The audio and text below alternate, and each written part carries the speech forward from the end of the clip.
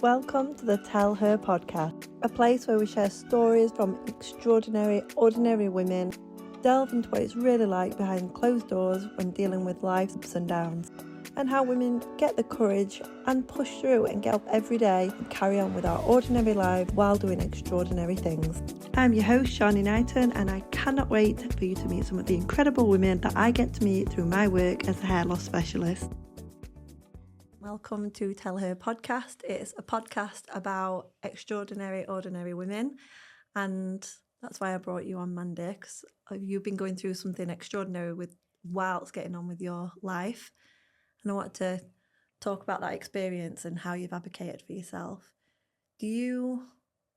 First we'll talk about how we met, and that whole process.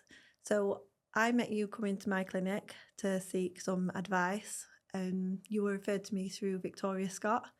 Do you want to talk about that process and how you felt making that decision to come and have that visit? Yeah. When my firstborn, Kean, when I was pregnant with him, I was diagnosed with underactive thyroid. Yeah. And for quite some time, my body took a bit of a battering. And it became apparent that something wasn't right. And the hair loss that I suffered at the time really knocked my confidence for six. Yeah. It didn't matter how many medication, supplements I tried, the GP, the specialist, no matter what they did, it never seemed to right what the underactive thyroid had caused. And as a woman, it really knocked my confidence. I wouldn't go out anywhere unless I piled all these products on my hair. Yeah. And towards the end, it was just basically spray painting my scalp where it was felt Did you use bald. like the fibres? That's right. Yeah. I used all these fibres and sprays and like a dry shampoo at one point, and it was making my head so itchy.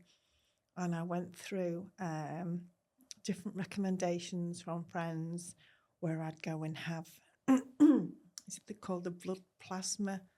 Where you have it taken. You had that just before seeing me, didn't you? Yeah, I'd had all that done, and they'd said, "Oh yes, your follicles are still there; they will come back." They never did. It was just like a bit of a gimmick, really. Yeah. It cost me a lot of money to find that out, but it's really scary as an industry how many gimmicks are out there, and that's like the way that I describe it to clients, and that's why seeing someone like Victoria is so important, is when those gimmicks don't work, it's like another grieving process. Yes. Of going around in circles. And sometimes seeing Victoria, the trichologist, and even if the news is not great, it is better because at least you can draw a line under that, and then clients can make informed decisions. And who recommended Victoria to you? It was a friend from work, a colleague from work. She actually went to Victoria Victoria was a hairstylist as well. Oh, right, okay. And she used her for a lot of years.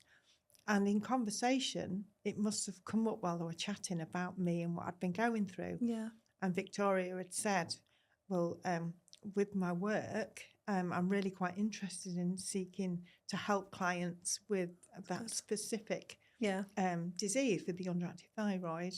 And so if she wants to give me a call or make an appointment, I'll more than happily see her. Nice. And if it helps her with her studies, because she'd been doing specific studies for that, and she'd like a client. I'm just going to move this way. I feel like that's blocking your face, and my eyes are going funny. Right, go on. And so I said, that would be great. I'll try. Yeah. So I went along to see Victoria at a studio where she was in Grimsby, and we just hit it off straight away. And I told her everything that I'd tried to do for myself. Explained about the blood plasma thing where you take the sample, it spins around in this machine, and then you inject it back into your scalp. What does that feel like? Painful and strange. Yeah. But at the time when you think it's going to help, you don't care. You'll try it. Yeah. And so Victoria had this amazing set of instruments connected to a laptop. And it would be like a microscope via the laptop. I've seen that. And she would move this little gadget along my scalp where I was really, really hairless. And she was bluntly honest and said, there's nothing below the line. Okay. It's completely died. And she explained to me about the different types of hair follicles, and if they're baby hair or a normal hair, and its expansive life. And she said, unfortunately, it'll never come back there. Okay. And for the first time, reality hit and I cried. Oh, but I was so thankful that she'd been honest with me. Yeah, the truth. And she just then said, I've got other options. Yeah. And she led me to you. I don't like having this table between us. Do you know, and it's still an emotional roller coaster for me because you've helped me so much. I'm glad that I'm able to help you. With my confidence in that way. Yeah. And I can't thank Victoria enough still for doing that. Yeah, she's amazing. Oh, sorry. Tissues are coming out now. Straight in there to the emotional stuff. Oh, dear. So, the thing is, with somebody... That was my meeting Victoria and how she brought me to you. And definitely, like, what I've experienced with clients is, as hard as that, like you say, that honesty is, it's empowering at the same time. You can choose whether to do something about it or not. And then you can look at all your actual options, because ethically it's not really right for somebody to be telling you that they can see something or know something's there if they can't. Like, and that needs to be dealt with really within the industry. Yes, it does. And not particularly the person who's doing it doesn't probably understand how much damage it can do to somebody's mental health. Yeah. I mean, if it works... As a person, I used to be quite a bubbly person until I was diagnosed with the underactive thyroid. And because it affects your body in ways that people don't understand, it then not only has the physical aspect of it, but it's the mental side. The confidence knock in, and you feel unable to do things or go places because you know people are staring at you. They don't mean to. No. But if you've got a bit of a bald spot when the wind blows, people are drawn to look, oh, what's that on her head? Yeah. You know, and it just goes from there to the point where I don't want to go out. Yeah. I don't want to wear this. I don't want to do anything. And it affects you so much without realising. I said this to you before, like, I can't imagine, because I never knew that version of you. So I know Mandi, bubbly, confident, all of that version. So I can't imagine you not feeling like that. And it's strange, isn't it, how different parts of your life, a different part of you's come out, or a different version. Hopefully get back to the version. Oh, definitely. Yeah. Well, yeah, I have been. Good. My confidence came back, 100 times. Yeah. After seeking advice and help and getting the support and the truth that I needed. And obviously, it's the truth. Hair that I've got now, it makes me feel whole again. Good. I'm glad. That's what it's all about at the end of the day. Yeah. When Victoria told you that you had options, do you remember what they all were, or was it? Yeah, she'd said that there were places where I could either go and have a wig if I wanted a wig, or then she'd said she didn't recommend extensions as such because my hair was too fine and broken, and it would cause more damage and it would be visible. Yeah. And she said, but she knew this lady, yourself, who lives out of town now. Yeah. There was 3 or 4 different people that she recommended. She said, but if you want my honest advice, I think Sharni would be the one for you to talk to. Yeah. She has helped ladies like you before. Yeah. And she's just really approachable. And I suppose when she's matching people up, she's thinking about personality matches as well, and who you're going to be comfortable with. Yeah. So that's one of the big things, in being able to communicate as well. I feel like we communicate really easily. Because she said, does the distance bother you? And I said, no, not at all. And it didn't. How long does it take you to get to me? Takes me about an hour and 25 minutes. Okay. If I'm pushing it. Yeah. If I'm sensible and take it really, really steady. so just under 2 hours. Okay. Yeah. But when you know the shortcuts now, like I can cut 20 minutes off easily. Yeah, yeah. But yeah, so I don't mind that trip at all. Yeah, it doesn't bother me. Good. So the trade-off is worth it for you? Oh, definitely, yeah. yes. Travel? Yeah. When you came for your appointment, what were the things, just because watching this podcast, we're going to have people who are going to have a system done or thinking about it, or people who are thinking about doing it as a live-in. Like, what would you say are really important things as a client during a consultation? Like, for someone to listen to me. Yeah. Listen and understand, and not just think, oh yeah, I can do that. Yeah. Not think this is a salesperson coming through the door. This is a tick list off my, Yeah. to earn. To actually sit and listen and understand and want to help. Yeah, and do the right thing. Yes, Yeah. yes. And you do. I mean, you've gone above and beyond with me. That's very kind. You've done research and things to help me find what's right for me. Yeah. I mean, I started wearing my system long before COVID. God, has it been that long? And then when COVID hit, we struggled, if you remember, to find another system that was the same as the one that I'd obviously worn out. Oh, yeah. I was saying earlier, during COVID, did your husband tighten yours? What did we do? Or did you take it off? No, I can't remember. Do you know, I'm trying to think back now. No, my husband didn't tighten it. He didn't trust himself. No. I was saying this morning during COVID, I were on FaceTime to loads of people's husbands, like helping them and showing them what to do. So we must have done something though. No, I think I'd got to a point where I'd worn it that long. Okay. I was a proper Mr. Majika head. And if the wind had blown, it would look like I'd got a separate umbrella stuck up on my head.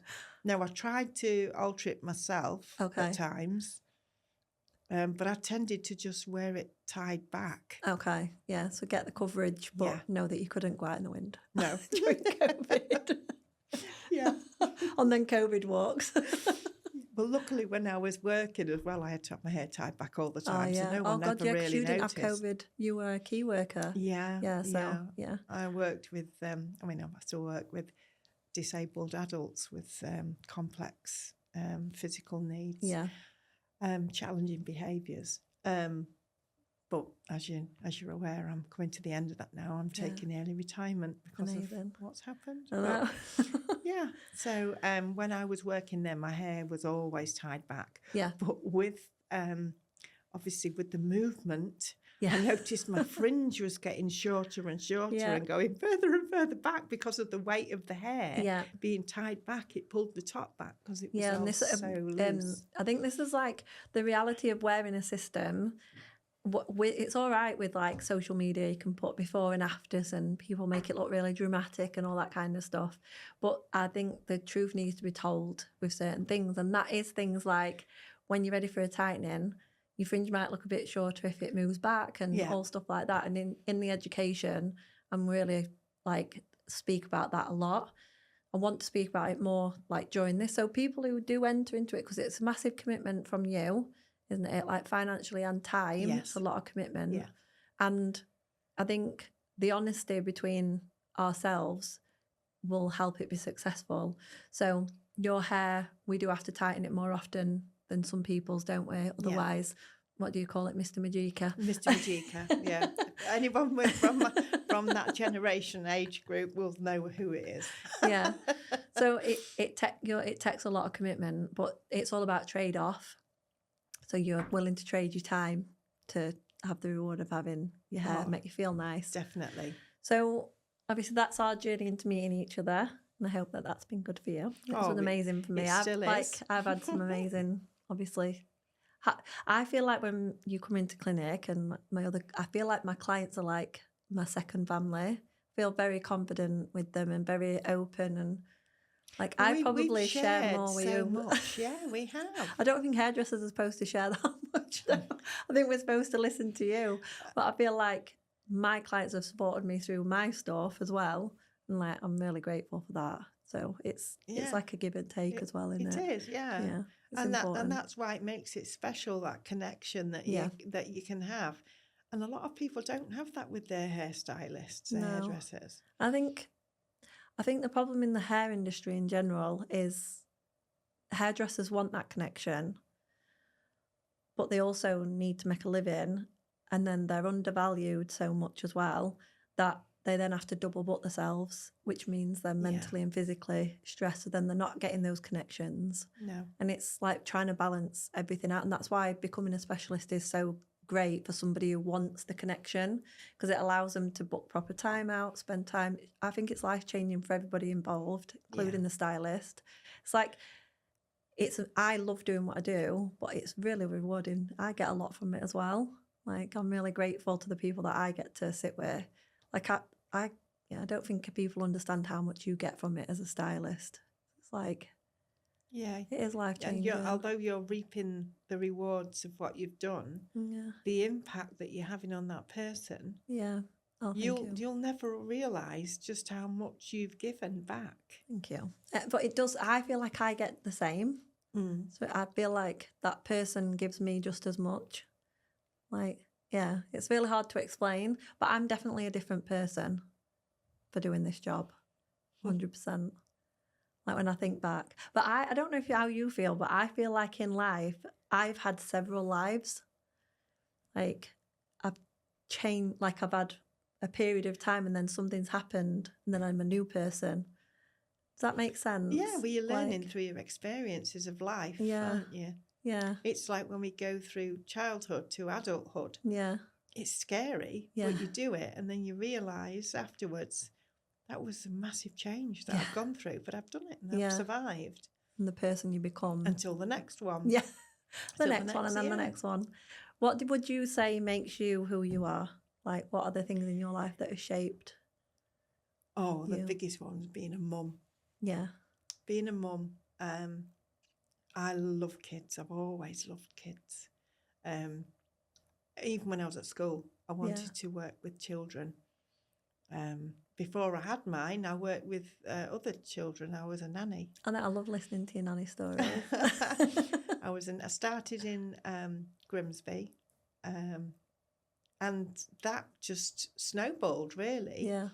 I applied for the NNEB course at Grimsby College, and at the time, it was such a small college, and the classes were very, very small. There was like 25 maximum. Oh, that's good. And there'd be about 60, 70 people applying to do that course. And so a lot of people got turned back. So I unfortunately didn't get accepted onto the course, but I did go on to other courses. Right. And so thinking about it afterwards, I shouldn't have really done it, but I accepted to go on to the other courses in case somebody dropped out of the NNEB. And then What does the NNEB stand for? It's the National Nanny. Is it like a higher? Yeah, it's just the name. It's just the name of the actual nanny association. Right. Board. Okay. Yeah. And it's where you do your training to become a qualified nanny. See, I didn't even know there was a course. I don't know why I thought that. I don't know what I thought a nanny. I thought you were just born a nanny. Because some people, like you just have that natural, gift. Yeah. Oh, and I just loved working with children. I mean, there are some people that are qualified nannies that don't really like children. That's crazy. But they've just done it anyway because they had the qualifications to do it. Yeah, no, so that's why they fit into that criteria. Yeah. So I went from there to work in a private school in Grimsby. Years ago, we used to have courses that the government sent us on. Oh, right, okay. Called a YTS. I remember YTS. Do you remember the YTS scheme? I'm that old. And I went to work at this private school in the kindergarten. Okay. Oh, and I loved it. Absolutely loved it. And when my 6 months was up, they approached me and asked me if I would stay on. Oh, I did that. For cash in hand, if you like. Yeah. And not through the books. But don't tell the tax man. No. But I said, no, I needed to follow my heart and I needed to work with children. But make a career from it. And so then one of the families of a child that was in kindergarten, they approached me. Amazing. And it was a doctor, quite a famous doctor in Grimsby. Right. And so I worked for them as a family. And then another family approached me. Oh. And at the time, I wanted more from what the job was giving me. Yeah. I was more of a childminder stroke housekeeper. Fair enough, I wasn't qualified at that time, so I didn't mind. I'd got childcare certification and everything that I needed, but I wasn't a qualified NNEB nanny. Okay. And so I went from there to another family, worked with children, and from there it just escalated. And then I went as far as Lincoln. You become like part of the family, like unit, when you're a nanny. Like, are you just like there? It depends on the family. Okay. Some families keep themselves to themselves, and they keep the nanny at an arm's length. Okay. Some families have nannies because they can't cope with children. Okay. Some families have children just to carry on the name. Like the bloodline. Okay. And to me, that's heartbreaking. Yeah. You have children because you love children, but... like a bit disassociated from them. Yes. And whereas there are other families that I've worked with who adore their children. Yeah. Yeah. And they make you part of that family because you've made their child happy. Do you think like the bloodline thing, it's a little bit of like it'll be definitely causing generational trauma, but it's just like the done thing within their family? Yes. Like their parents aren't shown them like Certain that maternal. families, yes, definitely. And then it's just like their norm. So would the children... There are some women out there who just genuinely don't want children. Yeah. They prefer animals. Yeah. And generally so, it's better for them to just stick with the animals. And like, I've got loads of friends who've chosen not to have children, and they're very happy. Yeah. Well, because they've followed their path, haven't when they? it's And they're expected when they get married to have children to carry on the bloodline, they do it, but they don't necessarily enjoy having... The nanny basically stepping in as a parent rather than like a nanny. Yes. Yeah. Yes. Which is okay if you've got, I suppose, if you've got a nanny that's going to go all the way through with a family, but it must be hard if you've got nannies coming in and out. Yeah. And it's traumatic for the children. Yeah. It's really not nice for the children, but that was my first experience of being a nanny in London with a family like that. Okay. I went through an agency. Yeah. And took a temp job, nanny job, with this particular family, and they only expect the nanny to stay 3 months. And they had 2 children at the time. The eldest was 4, the youngest was 1. And I was the 12th nanny that year, that during that lifetime for that 1-year-old. And that's what they wanted. Yeah. That's crazy, isn't it? Mm-hmm. And it was heartbreaking the first time I ever saw the children hanging on to their mum's legs as she's trying to get out the door, and she's kicking them off. You imagine a dog grabbing onto someone's leg and then kicking them off, saying, "Get off, get off." Well, that's what she was doing to her own children. It's so strange, isn't it? It's awful. Like, and it just, if anything, it just made me more committed to stay and look after these children as long as I could. I'd find it hard not to fall in love with the kids. Precisely. Like, yeah, it's strange. It's a really strange thing. Me and my mum were talking about this, how like, if you're really wealthy, what is classed as okay, but if you were poor, it isn't. And I think that situation with your child is more accepted if you're wealthy and you've paid for a nanny. Oh yes, but these were very wealthy people, and it's almost like expected and the norm, isn't it? But if you were poor, or like where I grew up, and your mum's leaving you and getting you off a leg, that's seen as something completely different, isn't it? That's so it is really strange, and probably those children, because they've got money, are kind of forgotten about how they actually feel and the trauma. Well, like, if you've got motherly instincts and you've got real love there for your children, and there's one clinging onto your leg, crying, saying "Don't go," the instinct is to bend down, pick them up, cuddle them, explain why. I suppose there's like different situations as well. So that is that like a total disconnection from the child? But if somebody's got mental health issues and then they've got somebody in to help, then that's still your motherly instinct, isn't it? Kicking in, knowing this child needs another person to help. Yeah. Yeah. So I suppose you have to judge every situation. But yeah, it's very, very strange to imagine when you've got children, isn't it? But then the mum being forced into having children, that is a trauma in itself, isn't it? So it's like that. I get really intrigued with generational trauma and the cycles of behaviour, stuff like that really interests me. Done loads of my own counselling on all that kind of stuff, so I love it, and I just like to know the why and will it ever change and how do you change it. But I suppose if it's the norm, as in like a family thing, it's never really going to change. No, because you just think that child will grow up thinking that is normal to behave with your child, and then out of a miracle would happen, this nanny would come in and actually love you for what you were and want to be with you. Yeah. And so you get to see the real side of what a love should be. Yeah. But they're not there for long enough. No. Because the parents made that choice not to be. Yeah.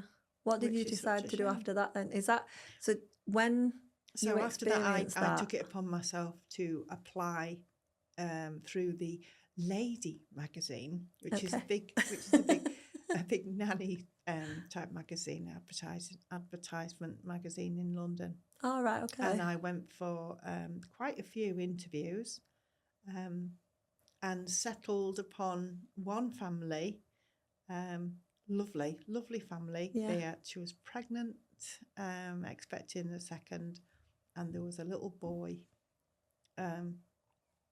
who was 3 at the time, and went for the interview. It was very successful. It was a live-in post, and they obviously offered me after the interview. Yeah. And it wasn't until I started working for them that a couple of weeks in, I think it was, that I realised who the actual family were. Oh. And that apparently was the reason why they'd employed me, because I didn't know who they were. Right. So you just, so when it became apparent of who it was, it was like, wow. But yeah, I had a wonderful time with them. And then unfortunately, I was there for 2 years. And my uncle was diagnosed with bowel cancer. Okay. My mum had a bit of a breakdown. She wasn't coping with it very well at all. So was that her brother then? Yeah. Well, it was her uncle, but because he was only 2 years older, they were classed as brother and sister. I know, a bit weird, I know. I think all families do that. We're like that in our family. So she asked me to go home. Okay. And I did. And the family were great. He gave them a chance I gave them enough notice so they could find somebody else. And then I went home. Sadly, my uncle did pass away weeks later. So I stayed around to help my mum. I returned back to my original job in Grimsby at Sainsbury's. And he was great. The manager was lovely. Okay. He I was going took to say, me back. did that feel like completely like a... Going round on myself, yeah. But it was quite nice, but weird at the same time, because with me leaving to go away and live so far away, my friends had all moved on. Some of them had got married. Course. Yeah. So I didn't really have any friends. All my friends were my friends that my forever friends, all live in London. Yeah. And so, although I still kept in touch with them, it was really weird because I didn't have anyone to spend much time with. Connection at home. No. Yeah.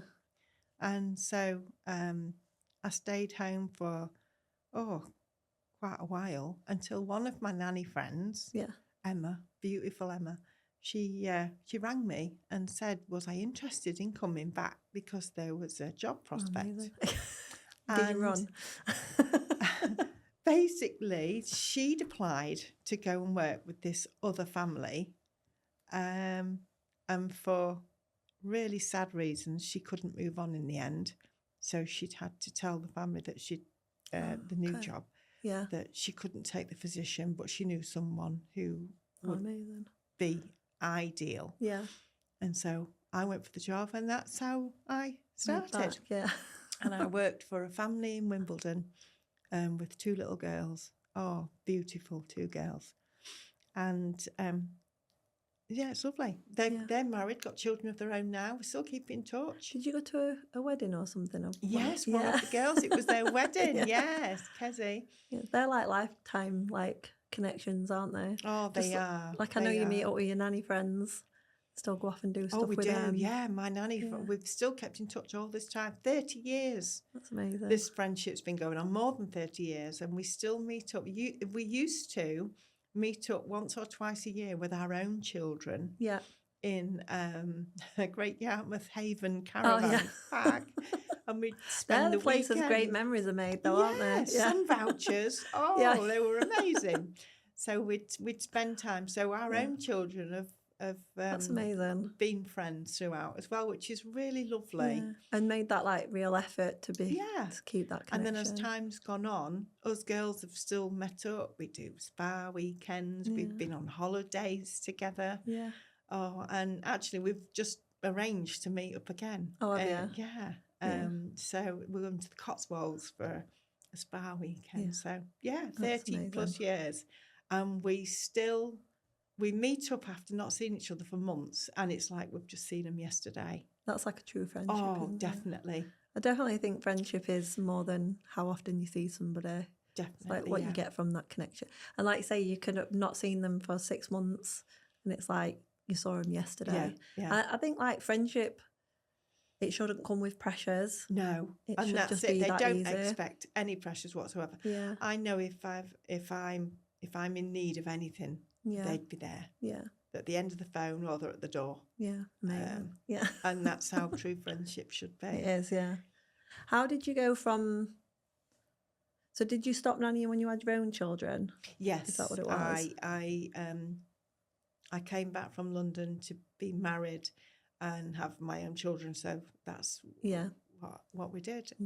And obviously after having Kean, I developed the underactive thyroid, which then led me through the hair challenge. And then from there I How old's Kean now? Kean's 27 now. Yeah. He's doing good, isn't he? Yeah, he's doing really well. He lives in Leeds now, lives and works in Leeds, and he loves it. Yeah. He said he would never come back to Grimsby to work. That must be the bit of you in him, the living away and having the city life. And they're both such good kids. Emily's got a beautiful soul as well. Yeah. Caring. She's a bit of a home bird. Yeah, I was going to say, she's a bit of a home bird. She lives with a boyfriend, and she does. Yesterday, she sent a photograph. She'd done crochet. And actually, that was a part of you as well. The making. Yeah, she's very artistic, very talented in what she does when she sets her mind to it. But she's lovely. Both my kids I'm very, very proud of. Yeah. And I know that nothing's too much to ask of them. If I need them, they'll be there. Yeah. But so, and then I started working in the care system. Yeah. When Emily was a baby. Okay. And so one of my first jobs working as a support worker was for a blind lady who had a child of her own. Perfect role for you, really, then. Yeah, and so I could take Emily along as well because she had a little boy and they'd play together. Yeah, and it just worked. It worked. And then that went on for as long as the government would allow this lady to have a carer. All right. Okay. But then obviously with cutbacks over the years, funding stopped and all the rest of it. So that's really sad, isn't it? Yeah, it is. It is. That's really bad, to be honest. Yeah. Like, your disability has not disappeared. No. Like, I don't understand what they would think would get any easier if you're blind with a child. Would it? No, but that's what happens when... I've seen the app, but totally random, but have you seen the app that you can have on your phone where you help a blind person? No. So I really want to download it, but I think got to commit to it. But basically, I don't even know what it's called. I'll have to have a look. But you have an app on your phone, and then people with visual impairment have the app. Yeah. And then if they're trying to figure something out, they FaceTime you and then show you what they're trying to do, and you then describe. So I saw one the other day, and she was unpacking her shopping. Yeah. So she FaceTimed somebody, and she was holding it up, and he was telling her what it was, so that she knew where to put it in her cupboards. Oh. So obviously a tin of something, you don't know what's in the tin, do you? Or a packet of something. I thought that's like a really good app. Braille or anything on a tin, is there? Yeah, exactly. So, yeah. That's really amazing. good. What a lovely thing to do. Yeah, so I saw that. Yeah. But it's good that there's resources out there, but the government needs to be really stepping up. Shouldn't have to rely on complete strangers. Yeah, exactly. To FaceTime to tell you what it is. Yeah, it's insane, really, but amazing that it's there. So I'm just thinking where we are. So you've had Emily, you've got your son, and then you're working in the care industry. Yeah. So how did you end up working with adults with disabilities? With disabilities. Learning disabilities. Yeah, so the terminology is different now, I think, isn't it? So when I don't know, a lot of people know this, but I left hairdressing for like 3 years, and I worked with adults with autism. And we used to call them the students. I think now you call clients. And then service users. And then you used to work with people with challenging behaviour. Mm-hmm. I don't know if that's like correct to say that now. I'm not really sure. But complex needs. So the reason that they were there was because their behaviour could put them in danger, basically. Yeah. So in full-time care. So what did you ever do that, or is yours more like what you're just retiring from, where it's like a day centre? It had a mixture of everything. Oh, did it? There. Yeah, okay. The day centre that I was in. So it started when I first started working within care with the lady that had visual impairment. Yeah. When that finished, I wanted to pursue still the career in down that pathway, if you like. And I had an opportunity to volunteer at a local school that caters for disabled children with complex needs or various mental, physical aspects. And they had what we call a hydrotherapy pool. Oh, amazing. Yeah. And I volunteered to work in the hydrotherapy pool with these children. And I got so much pleasure from it. Yeah. It was so lovely to see a child that was unable to communicate, that was in a wheelchair, so couldn't walk, couldn't move on their own apart from maybe their arms, couldn't communicate, so the speech was limited. It was just eye movement or a smile occasional. Yeah. And then for them to be put into a pool with a float on, a special float, and for them to see them move their own body for the first time, crazy, and their face just light up because they were moving all by themselves. They can move their bodies, their arms, their legs, their head. God. And the hydrotherapy pool sends currents through the water. Oh, does it? I didn't realise that. Yeah, and it pulses through their muscles so fast that you don't really realise the work that it's doing. So it's giving them a workout without a workout. Yeah, so helping the muscles to not like waste and or so if they're stiffen kicking their legs instinctively, like when you go into the water and you've never swum before, you instinctively That's crazy kick though, legs. isn't it, that the instincts kick in at that point.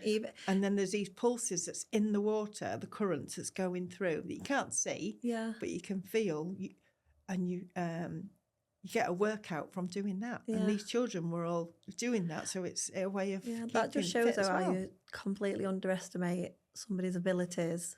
It's like that saying, isn't it? If you what is the saying? If you judge a fish by its ability to climb a tree, you're going to think a fish is not very good at doing what it's doing. But that's what we do with people. If you don't fit in a box, then that must mean. One of the things that I always thought about when I worked with the adults with complex needs was that a lot of the stuff that stressed them out and caused what we like incidents and things to happen was more about us in our little box expecting them to fit into it. But that's about pleasing us. Yeah. Not about pleasing the person. I was like, I always just think, if I don't like heights, why would I keep standing at the top of a tower? I know I don't like heights and I'm going to freak out. And so why, if somebody doesn't like loud sounds, would you keep taking them into a shopping centre to get them used to it? I don't get it. I don't think I'll ever understand that. No. Because that person don't want to go shopping. No. So it doesn't make any sense. But No. I think we just want everyone to fit in these boxes, and we don't let them explore what makes them amazing. Like you say, putting that child into water, it's a completely different life experience for them, and they've been able to experience something. But at the same time, if you put that child into water and they didn't like it, you wouldn't keep putting them in, would you? No. Like, it's been a positive experience. So I just find that sometimes the things that we do, it's more to please people on the outside. Yeah. For people with complex needs, it's like if you will get loads of pleasure from watching trains all day, or like you really enjoy studying a certain thing, like just do that. Like I don't understand sometimes that we feel the need to restrict somebody and then try and force them to do something else. That makes sense. Yes. Yeah. Yes, it does. It's just, and it's like, I found it's like a really rewarding job, but I think it is extremely rewarding. Yeah. For not only yourself, but the client or service user, their family, their carers, so they can see the potential in this person, not just a person in a wheelchair. Yeah, exactly. And like, I feel like what makes you feel fulfilled wouldn't necessarily make that person feel fulfilled, but they're probably getting as much pleasure from that particular thing that they love doing as we would be from achieving our great things.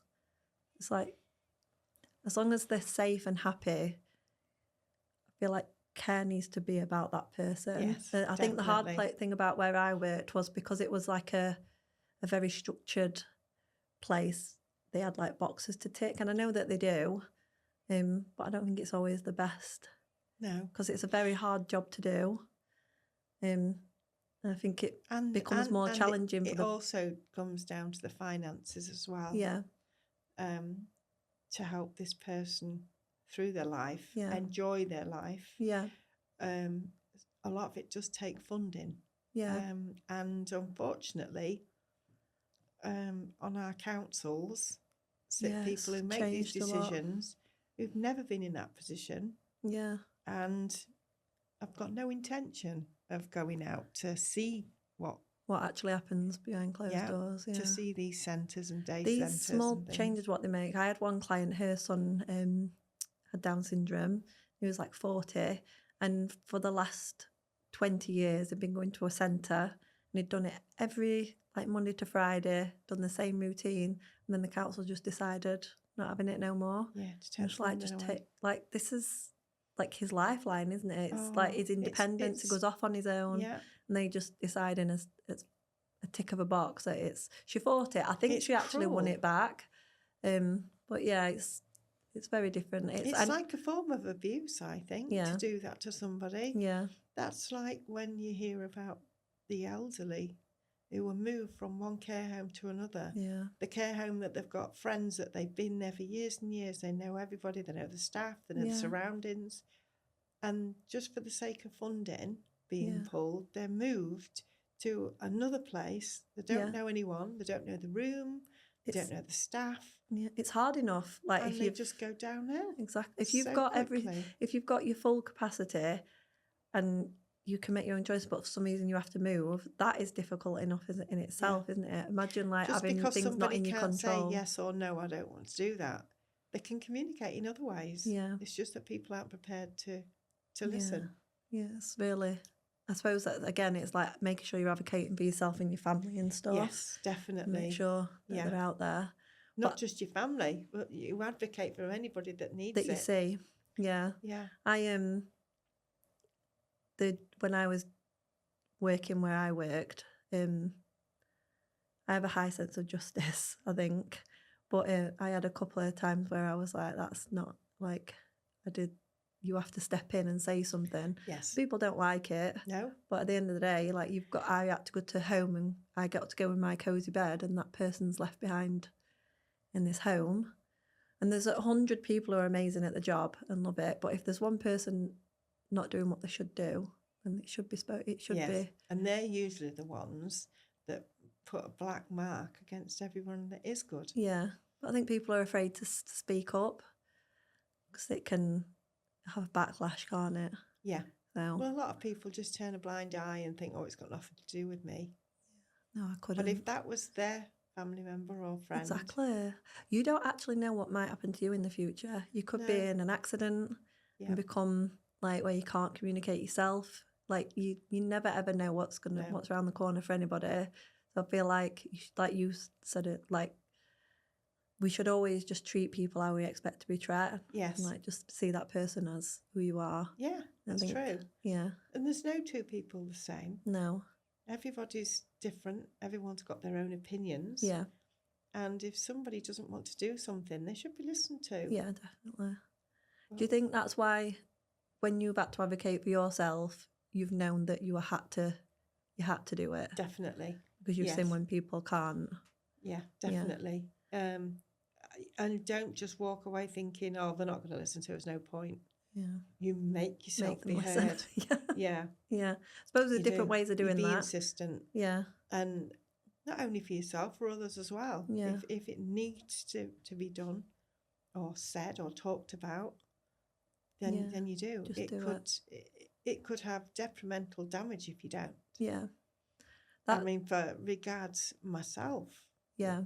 When I advocated for myself, I knew that if I didn't, I wouldn't be here today. I probably wouldn't be speaking here today now. I definitely will. Like, I always think about this situation, like when you were coming in and then I were expecting things to have changed the next time you come because the doctors will fix it or sort it out and then it had still not been done. It's like, this is so strange. Like it was over a year, Sharni, it took before someone actually listened to me. Insane.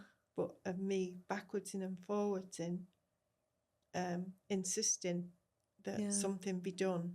I needed to be referred to somebody else or somebody needs to look at this. And do you think people just they were passing the buck and that's why it took so long to the dentist? And I don't think it was a case of passing the buck. I think it's a case of they just didn't know what they were facing because they'd never seen it before. Okay.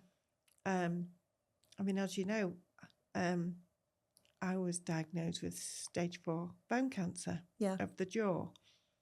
And it started initially with a tiny, what looked like a blister, an ulcer, above my front tooth, my left front tooth, on the gum.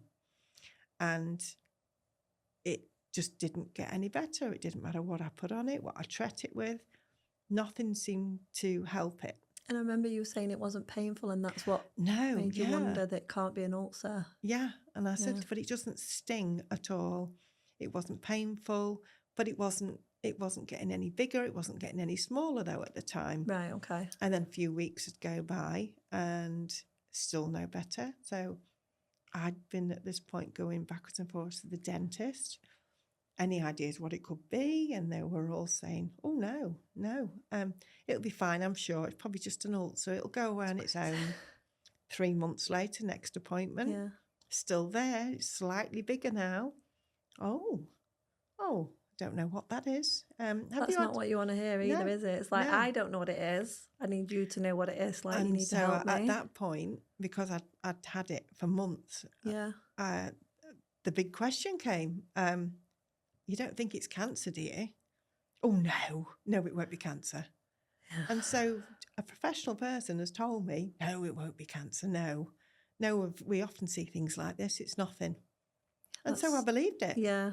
And then when it was getting bigger, I went to see the GP. And the GP took one look and said, oh, that's nothing to do with me. I don't deal with oral.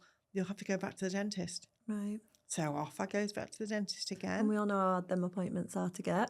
Yeah. Like, even just getting in with the dentist. Precisely. And so then I had an x-ray done. but the x-ray came back fine. Nothing wrong there. But if you can see that something's different on your body and you can physically see it and you can see it's changing, if that was on your skin, you would be told straight away, well, you shouldn't leave it, you should get to the hospital, but because it was somewhere different. But I remember you coming to see me, and every time you came, your mouth felt different as well. It was starting to feel different, wasn't it? My gums starting to swell. The taste, it was a horrible taste in my mouth. Okay. It was painful to bite down with the teeth. And after about 7 months in, of people still not doing anything about it, saying they didn't know what it was, the teeth then started to move. Yes. They were separating like SpongeBob at one point. Well, I remember you came for an appointment. I remember I thought, I didn't know Mandi had a gap in her, because I like a gap in the front tooth. Molly had one growing up, so I always find it really endearing. But I remember just thinking, I can't remember that Mandi had a gap, but like they didn't look like they'd moved, but I just noticed that there was a gap. And then you came in and said, oh, I've got a gap. I was like, oh my God, it's actually swollen that much. It's caused a gap in the middle of my teeth. Yeah. And so I said that, but I'd got an appointment back with the GP again, because the dentist, although the dentist said that they thought it was an ulcer, they didn't really know what else it was. They'd also taken photographs privately on their phones and sent them to colleagues in London who worked in London dentists. And they said they hadn't heard anything back from them, that they didn't think it was anything to worry about. And so they said that they think I needed to see the other dentist downstairs, the main chap. Okay. So I went down to see him. He did the usual going through, looking at all the other teeth. And he said, just run it by me again. What medication are you on? Has anything altered? So I went through the medication. And he said, oh, I think that's what the problem is here. I think it could be one of your medication that you're taking. I've heard that this can cause things like this. So I said, oh, right, what do I do from here then? He said, well, we're going to start the ball rolling. We'll refer you to go and see a training hospital and see if they can put any light on it. So did that feel a little bit of a relief because you'd at least got a referral? Yes. Yeah. They were going to do something. So 3 months later, I hadn't heard anything about this referral still. So I rang them. I rang the number on the referral letter and told them my name, said that I was really concerned. It was getting bigger still, about the gap in my teeth. My teeth were loose. And they said, their words were, well, you know, we're on the list yet. We're still backdated to last May. You do realise on the referral there's a 2-year waiting list because of COVID. That's absolutely. And so I said, 2 years? I can't wait 2 years to get this sorted. And they said, well, I'm sorry, but that's how it is. Wow. So I left it at that point and then went straight to the GP. Okay. Explained to the GP what I'd been told. She had a look. And she said, so what has the dentist said to you? And I said, well, as well as putting the referrals in, they've said it could be down to a medication. So she said, well, I don't understand anything to do with oral. I'm not a dentist. So what I can suggest you do is pop next door to see the pharmacist. Okay. Ask him to bring up your records, your medication records, and tally them against the symptoms that you've got, see if there's anything there. Right, so I did that, went and sat in his little private room, and he brought up Google Images with similar pictures of what my gums were looking at. Right. And at that point, my ulcer, so-called ulcer, was massive.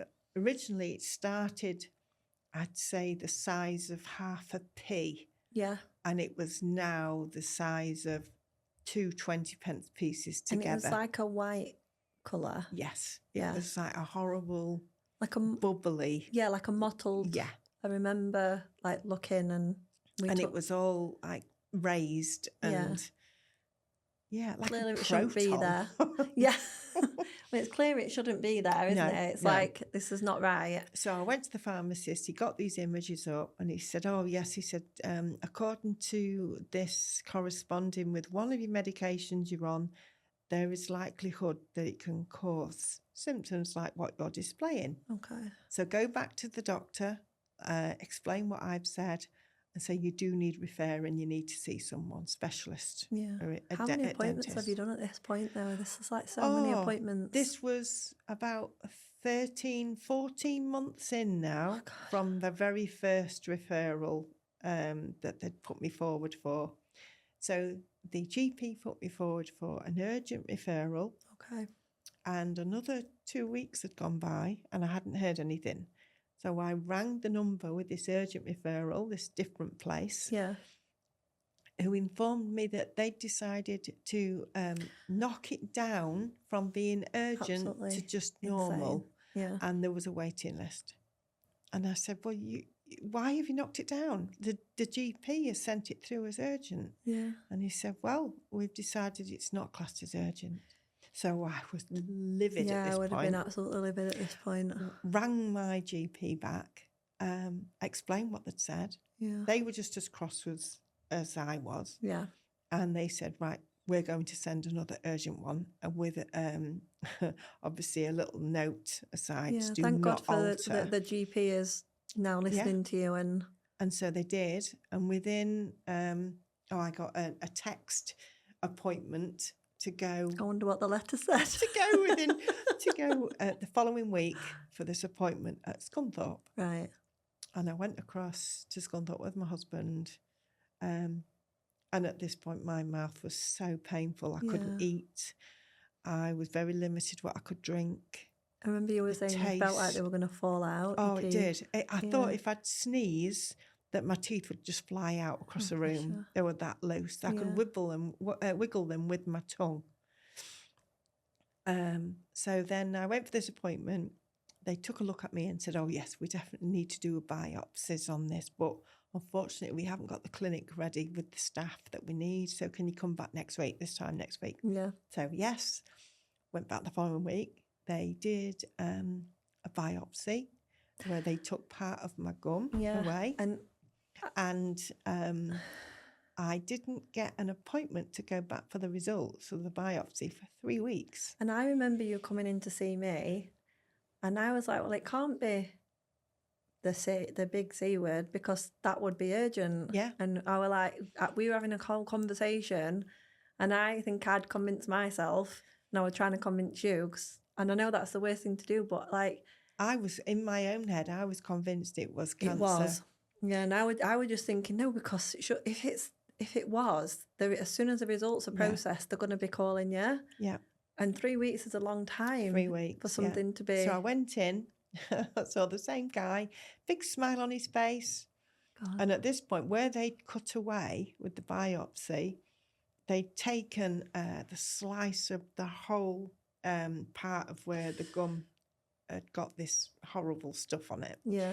They'd taken about 2 inches straight across, and they said that they'd taken it all and sent it off to be analysed. Yeah.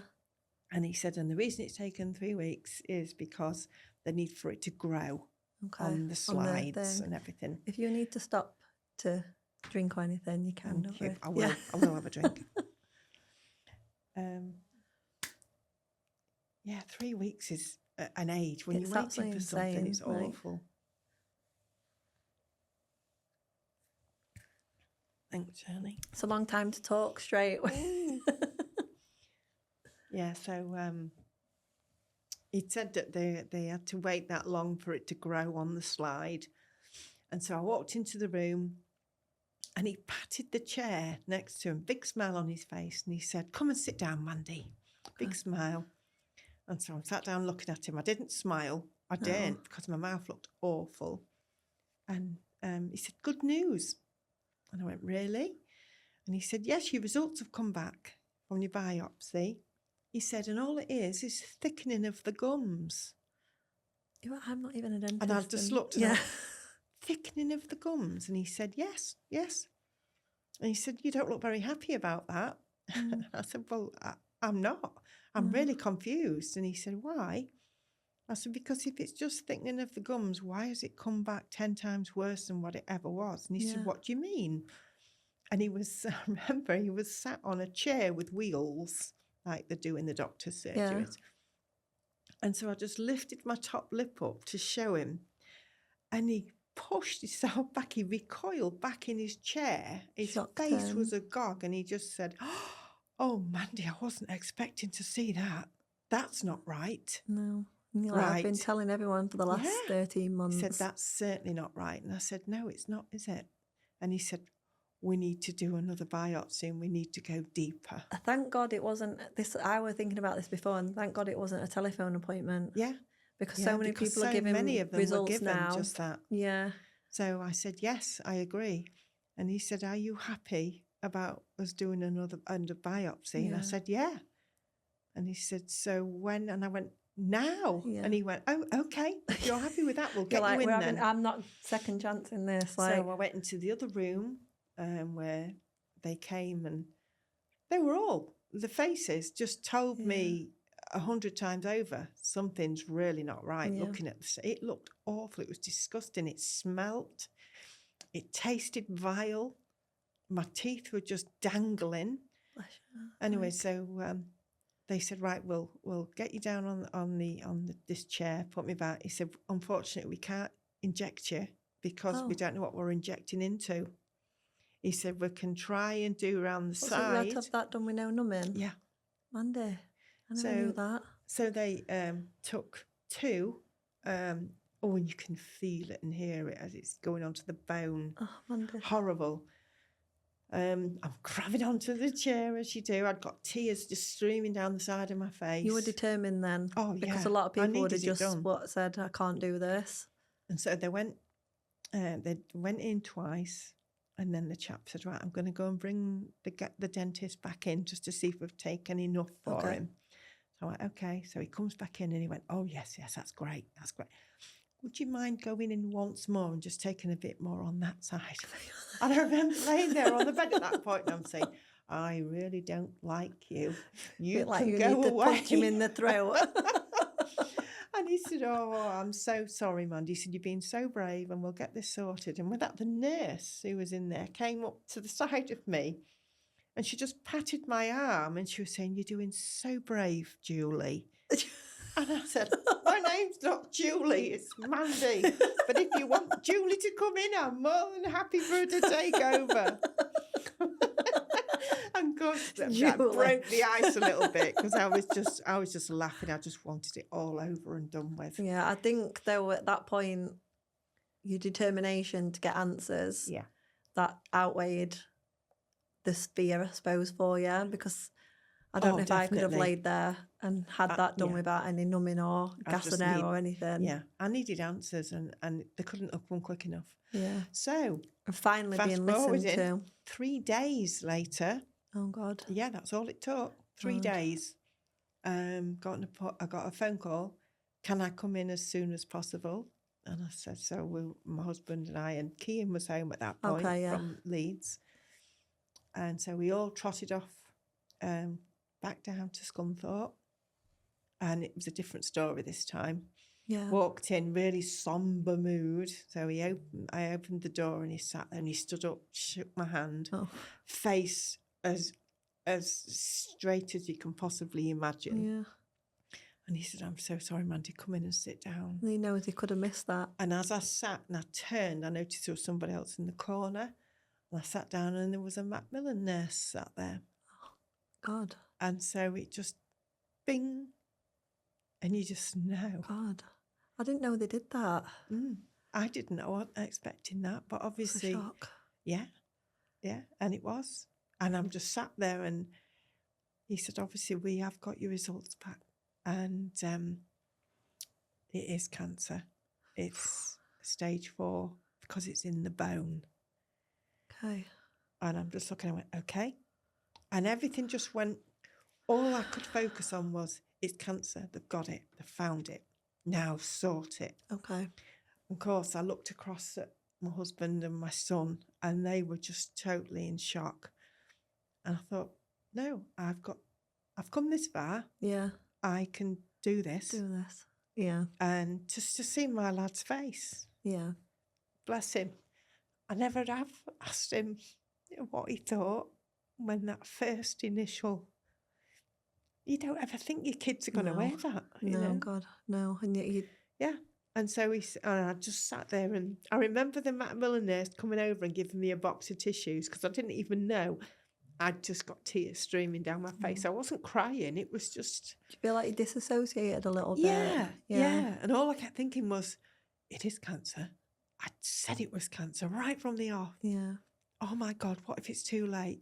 Oh, God, I haven't done any letter writing. And all these things... The mum brain kicks in. All these things just kept flying into my head, and he's talking to me. But thank God they were there because they were just listening and absorbing everything. And all I'm saying is, yeah, okay, we need it gone. And at the same time, I'm thinking, I haven't done this. I haven't done that. Yeah. Bless you. Yeah. Just like trying to process, but plan. Like you're already planning what you're doing when you leave. Yeah. So he said, obviously, he said the next stage, he said, there's no waiting list for cancer patients. He said, we'll get you straight in. Yeah. And I said, okay. He said, so we'll get you sorted with the scans, bloods and all the rest of it pre-op. Yeah. And I remember looking and I'm saying to him, I've booked a holiday to Mauritius. We're supposed to be going next week. Oh, and he said, well, I'm sorry, Mandi. He said, but going. This is going to take... And there's Jim saying, never mind about the holiday. This needs sorting. And I'm like, yeah, I know. Definitely so not when fully... am I having the op? Then I couldn't do it before. Because in my head, I'm thinking, I never told Jim and Kean this, but in my head, I'm thinking, what if I don't come out of this operation? Yeah, so and I've never been. Yeah. And it was a dream holiday. We was going with my brother and my sister-in-law. Sat here now, so and my cousin, yeah. But in my head, that's what I was thinking. Silly things. It's crazy go through how your head. the brain can be doing so many things all at once. Yeah. Like you are planning what you're doing, trying to figure out if you can do this holiday, processing what you're being told, trying to hold it together because you've got your son and your husband there. So you're trying to act normal while all of this stuff's going on. Like, it's insane that you were able to even do that and, like, hold it even in that moment. So it was just from then on, it was everything happened 100 miles a minute. Yeah. Because they realised that it was urgent. And time was at the essence. And time was of the essence. Yeah. Did they even explain to you what stage 4 meant? Because I don't think it's clear, really, what it means to a lot of... Like, I didn't understand what it meant. I knew what stage 4 was. And I remember saying to my manager at work when I was going for diagnosis and things, and I remember saying to her, I'm staying positive. We don't know if it is cancer, but if it is, I'd like to know what stage it is. And she said, why? Why do you want to know that? And I said, because I need to be able to get things prepared. Yeah, I've got all this planning to do. I've got kids and I need them to know things about me that they've never known. And if it is stage 4 and I don't... And she went, oh, Mandi, don't think like that. Don't think like that. Yeah. And I said, no, that's just how I would deal with it. Yeah. And if it is stage 4... And so when they said straight away it's stage 4... I just had all these thoughts straight away go through my head. Yeah. But as soon as they entered my head, they went out my head, if you know what I mean. There was that much going on. Yeah, like that.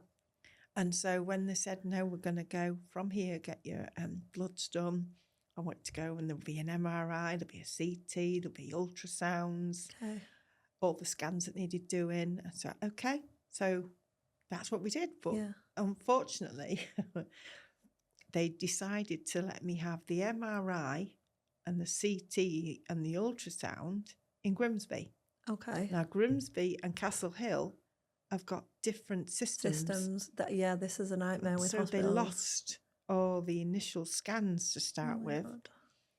And so that caused a bit of a delay on the results coming through. Okay.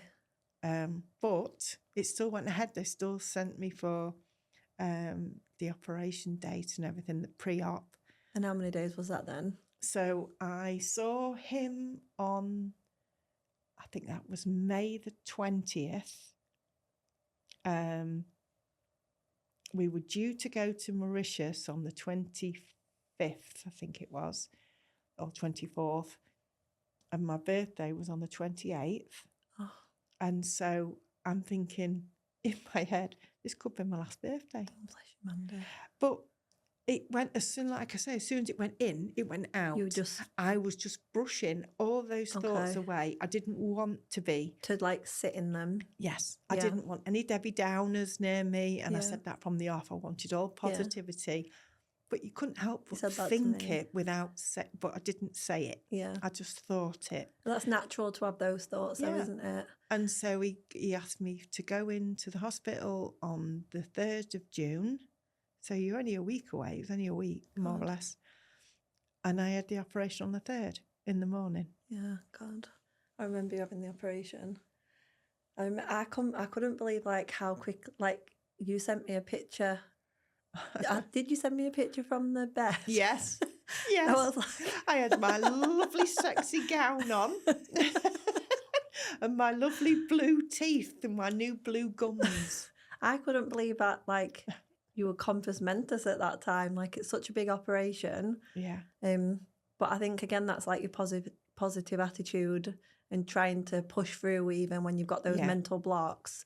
Just trying to do the best, like, for yourself and others. Like we were speaking earlier, weren't we, about the responsibility of trying to make sure everybody stays positive with you. I think not just the person who's going through treatment, but especially I think when you're a mum and a wife and you're usually the hub of a family, like that is a lot of responsibility to do it. I remember you doing we were talking, weren't we, about your Friday can't even say it. Friday frolics, yeah. And how that's helped you. With your operation, did they tell you like exactly what was going to happen and what to expect? Yes. They, when I went in for my pre-op, it said that in the 2 weeks that the mix-up of the system with the results had come through, and since having another ultrasound at Castle Hill, it had spread again. Okay. It started to spread.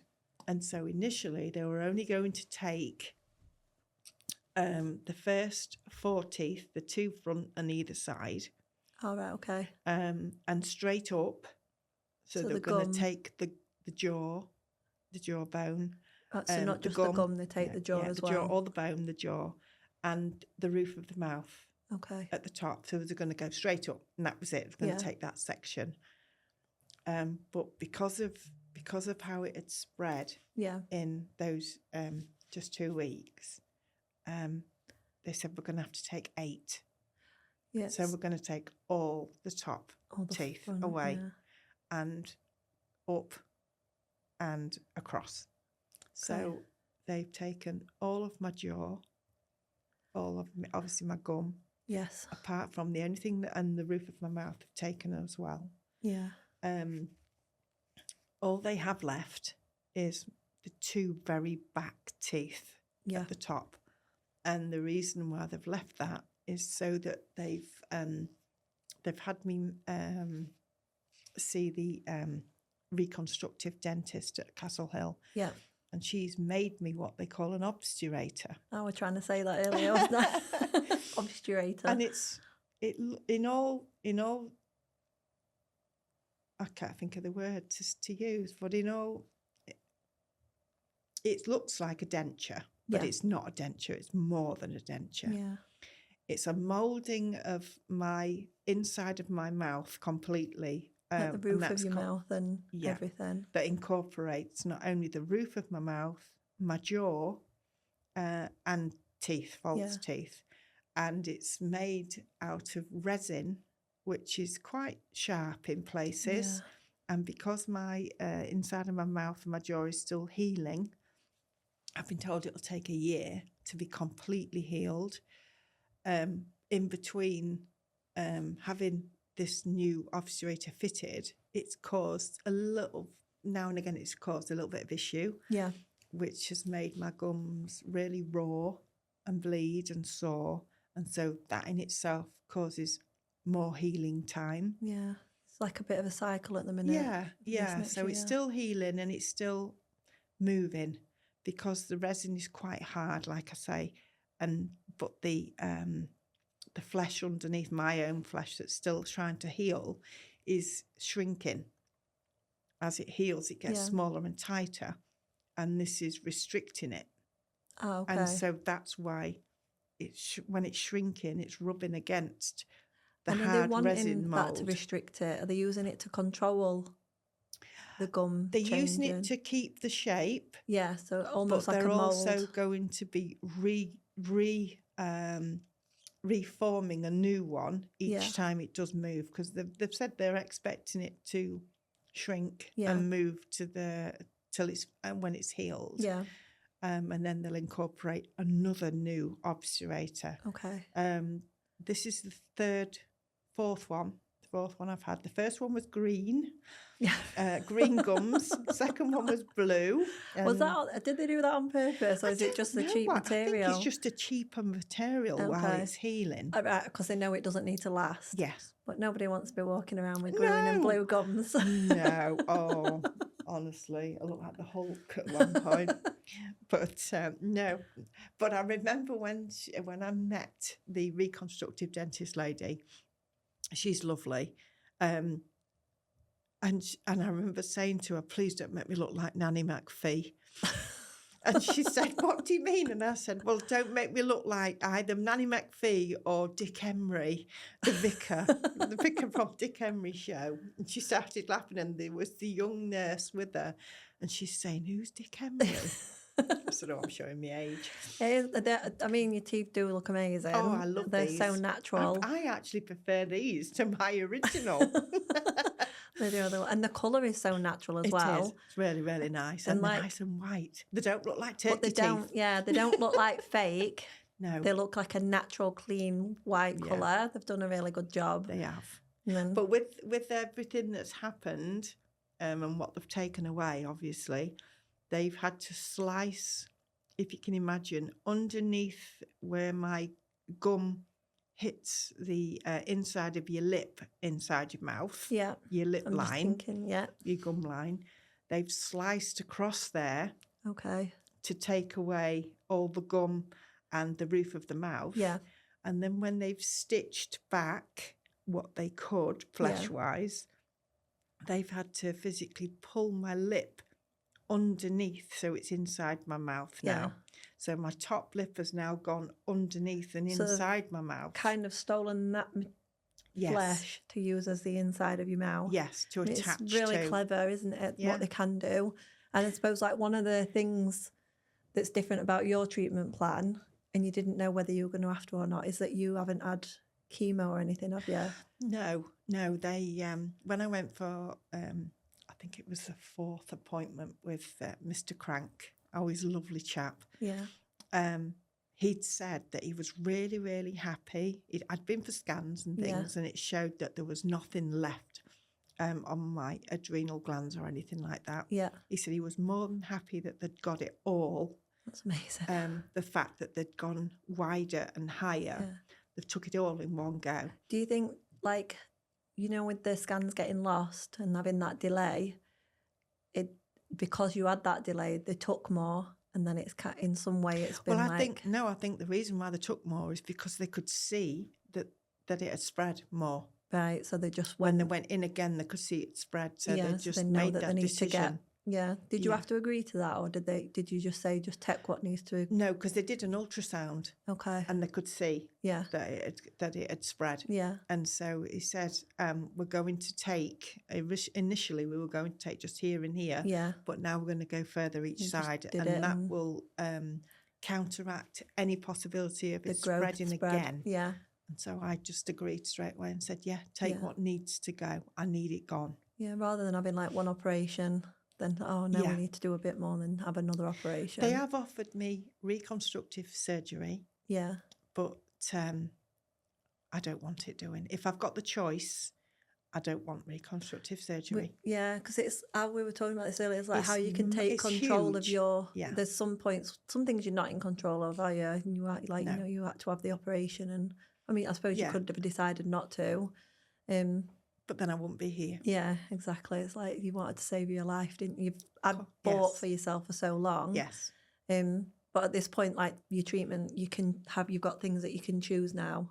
So like you say, you can choose to have the reconstructive or not. Yeah. Was the chemo and that kind of thing, was that a Not the choice? chemo. The chemo was never on the cards. Okay. But radiotherapy was. Okay.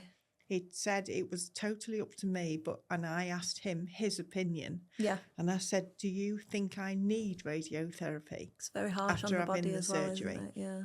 And he said in his opinion, he didn't think so because of them going further each way and taking as much as they had. Yeah. He said, but it's totally up to you. If you choose to have it. It's like a preventative. Is that what it would have been classed as? Yeah. Yes. He said it would be your choice. He said, but in his opinion, the radiotherapy would just be hitting fresh air. Yeah. Because they've taken away everything that needed to be taken. Makes sense. So it didn't have any possibility of spreading. Yeah. Then he didn't think there was any need. It's amazing, isn't it? Yeah. Yeah. So I asked him what it would entail if I did decide to have it. And he said, well, you would have to come every day for 6 weeks. Yeah. He said, the risk that it could cause was the remaining natural teeth that I have got left. Yeah. They would go. They would disappear because of the radiotherapy, what it would cause. Yeah. So you've got to weigh up that risk factor, haven't you? The risk of not having it and the risk of having it. He said, so then they would definitely need reconstructive surgery after that. Say that word again. Obturator. Your obturator is connected to those back teeth, isn't it? So they're what it's anchored to. Yeah. I now take, I've been prescribed for life, a new form of toothpaste. And it's, whereas say like a normal toothpaste would have 500 mcg of whatever it is that's in it, like a calcium. You're right, okay. This one is 5,000. Oh, to help keep those teeth nice and it's strong. to help keep your bones, everything stronger.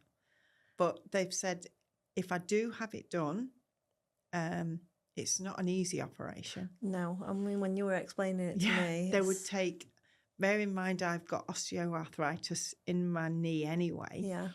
They would take away a shin bone from one of my legs, a shin bone, which they would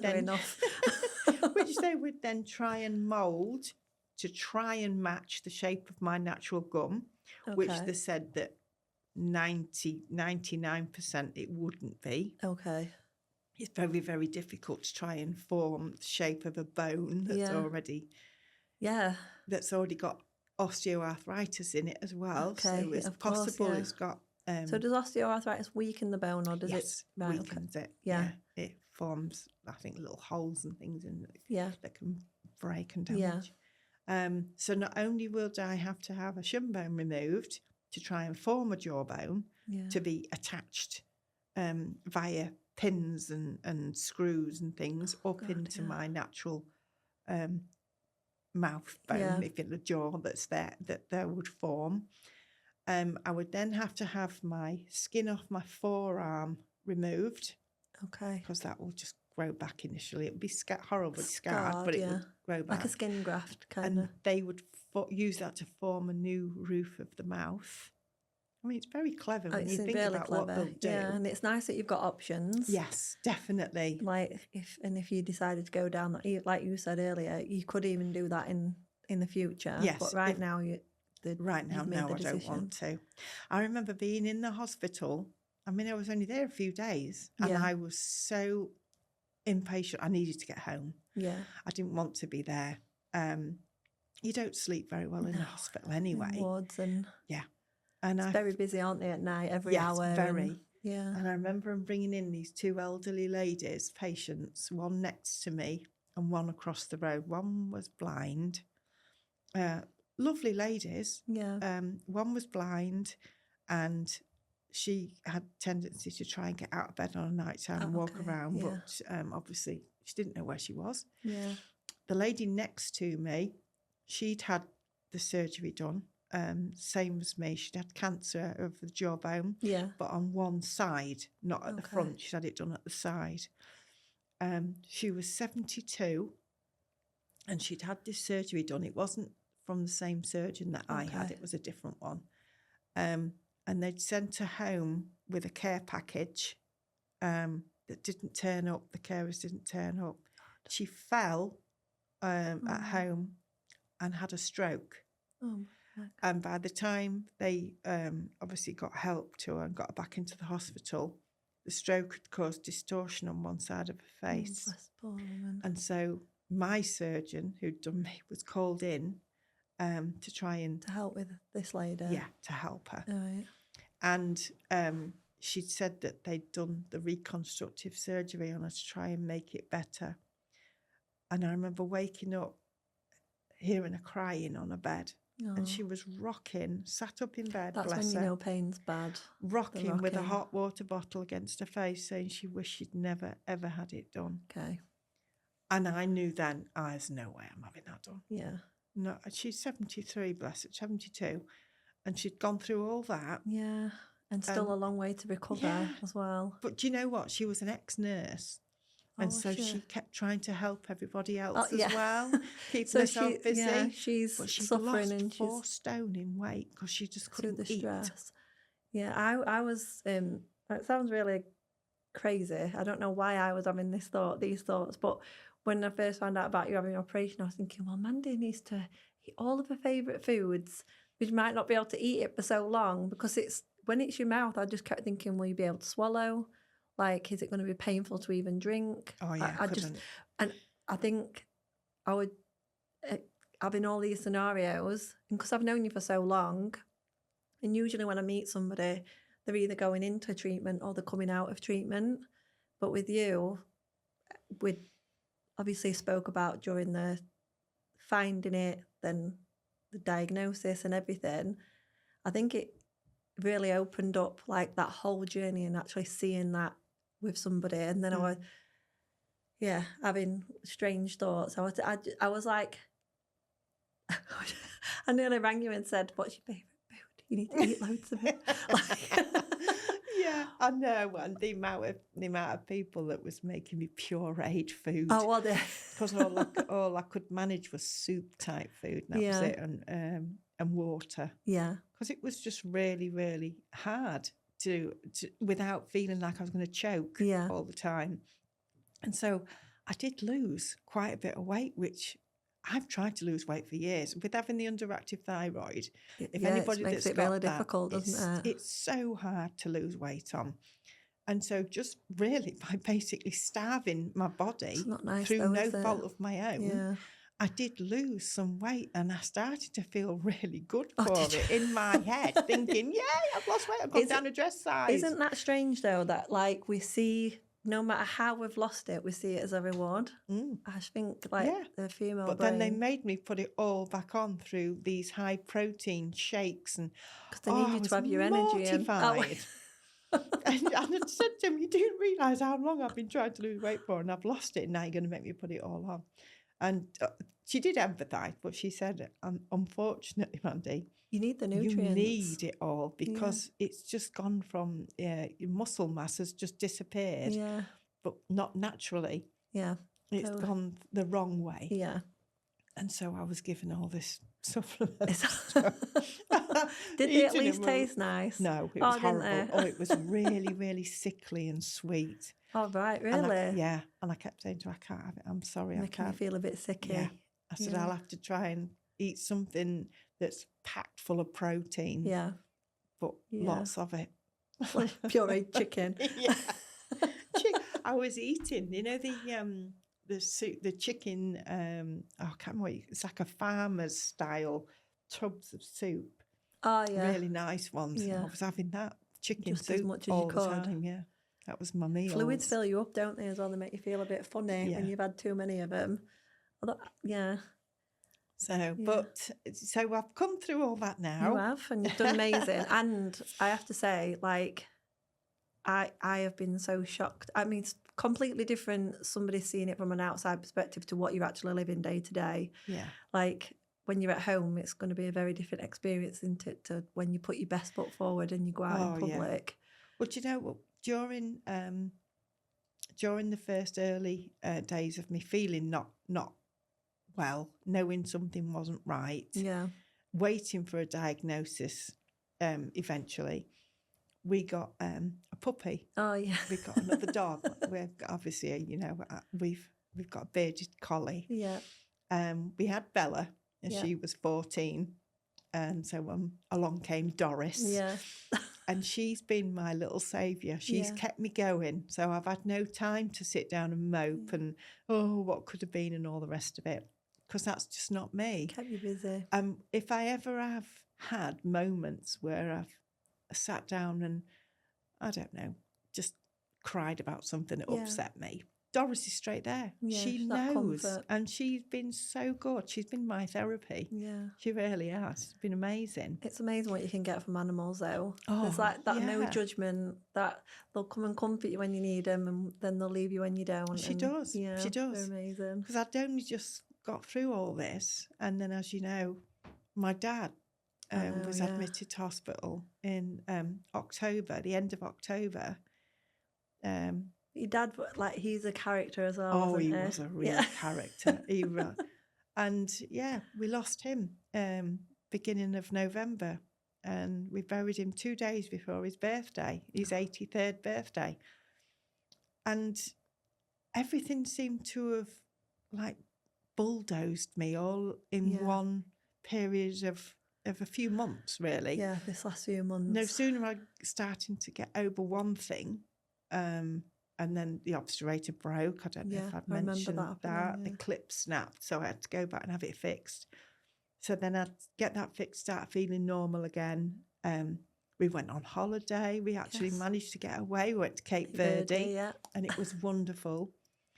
I'd had issues at work, obviously not being able to go back because my immunity wasn't very good. Yeah. And my anxiety levels peaked a bit. Because of that, Because of the guys I work with, they've got no idea of personal space, or if they're ill, they don't use, you were like saying they don't know, they don't feel as ill as what we would feel. If they don't think they're ill, they're not ill. But we've tested them and they've got COVID. Yeah. But to them, they're fine. Yeah. And so I had to make that decision of not returning back to work. Yeah. And that was so hard because I loved my job. It's a bit of self-preservation, though. It's like self-care. Yeah. You've got to really take care of yourself now, haven't you? And like protect yourself. That's it. And my husband's been an absolute stone. He really has. He's been my rock. Like your best friend and everything all rolled into one. Definitely. And my kids, my whole family. The hardest thing, I think, most upsetting was telling my dad, first of all, that I'd got the cancer. And, it was awful to see. You don't ever think you're going to tell your dad something like that. It's like if my kids were to tell me that, I'd be mortified. It doesn't matter how old you are. Yeah. You're still his baby, aren't you? And he was my he was sort of supporting me from the sidelines. He'd be saying, "You've got this. You've got this, darling. You've got this." And the day when I went home after being discharged from hospital, and first thing I said to Jim is, "I need to see my dad." Yeah. I'm walking in, and he stood up from his little chair, bless him, and he went, "Well, how are you?" And I went, "I'm gone. It's gone, Dad. They've got it." Yeah. And he just cried. Did. Oh, you don't ever expect I'm going to say, to cry. Generally, I can't imagine. No. Quite a strong, like stronger than ox kind really of guy. was. And so it was all happy days from there. And then obviously, fast forward to October, we lost him as well. So that was a bit of a roller coaster. And then day after Boxing Day, we lost Bella, the dog. All at once. Yeah. So that was the three things that 2024 can put in a bloody bin and chuck away. Honestly. Sorry for swearing. Sorry. I swear, I'll say it. Do you know, and And I had so much support and love and messages from people, family, friends. You are such a wonderful, kind, caring, giving person, though. People would want the opportunity to do that back for you. It's lovely. And you don't realise just how much that means to you, how well you're thought of until that happens. Because really I remember thinking to myself, who's going to be there for Jim and the kids if they need anyone? But hindsight, fast forward all these months later, there's all these people out there that's wishing me well and even still doing so.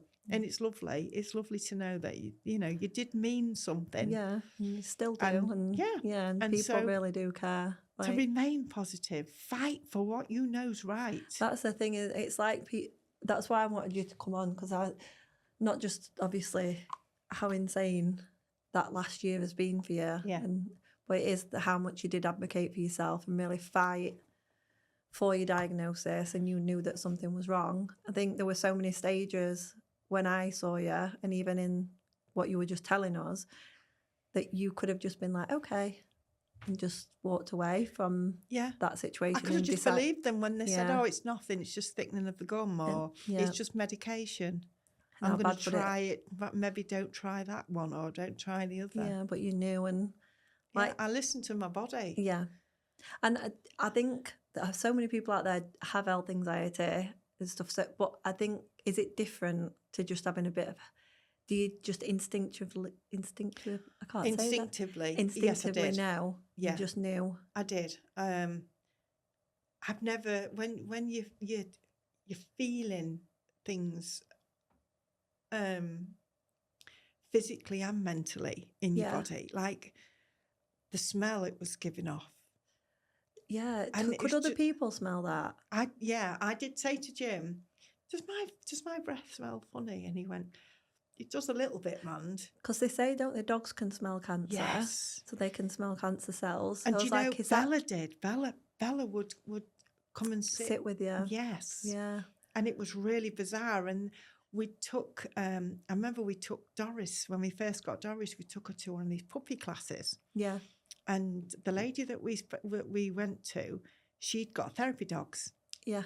And when we first met her, went in with Doris, obviously the therapy dog came up and she wouldn't leave me alone. She kept trying to get up onto my lap, and she was sniffing around my face, around my mouth all the time. Yeah. And I hadn't told her at this point that I was going for doctor's appointments, because we weren't sure what it was at that point still. Yeah.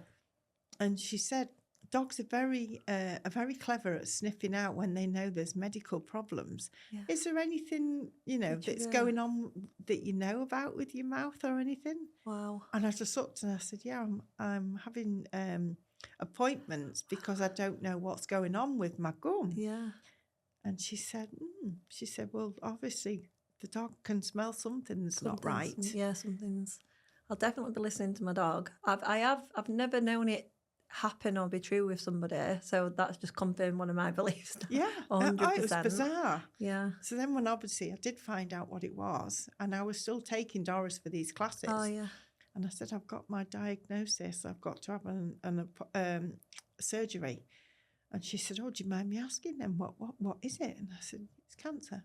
And the dog she said, I told you he knew. It's yeah, weird. Like really how your dog sat next to you and knowing and not leaving you. And Doris does now. Even Doris does now.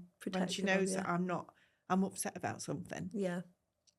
We were watching a film the other day. There was something on, and it just made me cry. It was so emotional, this film. It was about the SAS heroes. Oh, right, okay, yeah. And I said, oh, those guys, they must be so traumatised, what they saw, what they had to deal with. And then they came home with that.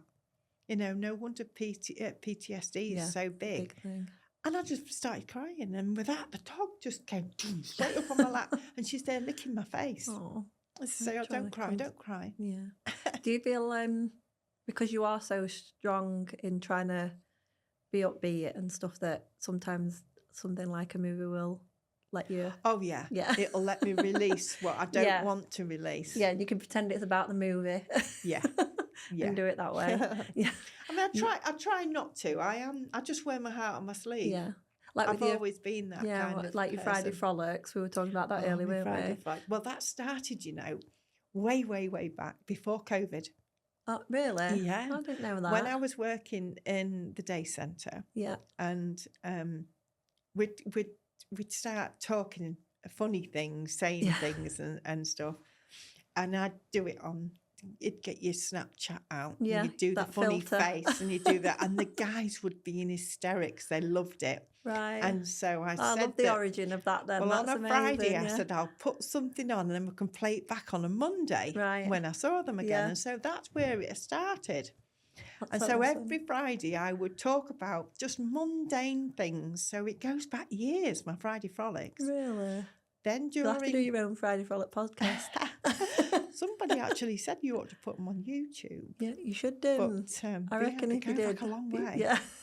But then during COVID, I don't know if you, I'm sure I have told you. My mum, bless her, she's been past 10 years. Yes. And I started doing the Friday frolics not long after she'd passed. Yeah. I think it helped you a little bit cope. Yeah, it did. My mum died of motor neurones disease, and I missed her. I've never known grief like it. Yeah. Even now, it can sometimes just knock you off your feet without thinking. A song, because it's such a cruel saying, disease as well. Oh, yeah, motor neurones is.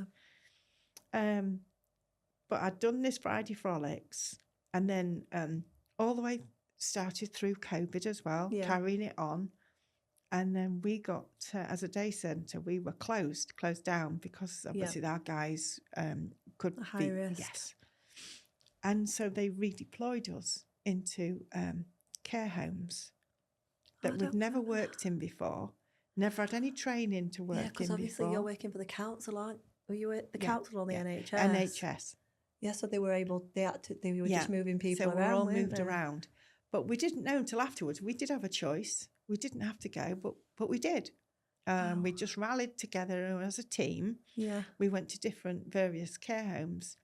And this was at the very, very first outbreak of the COVID in Grimsby. Right. And when there was no PPE, there was, there was nothing. This must have been quite scary. I got a friend to make masks out of cotton bed sheets. I remember you having some made, actually. Yeah.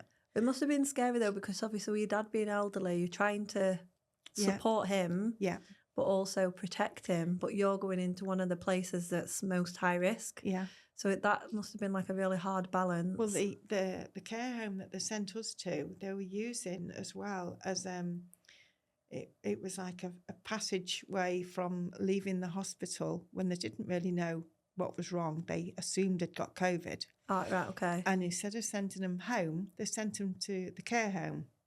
Oh. So we were like a middle passage, and we was giving respite to these people that had been discharged from hospital because they needed the beds for people that were really, really ill. But they could still have COVID at that point. But these were all elderly and they didn't know what to do with them. So they was moving them to these respite places. Right.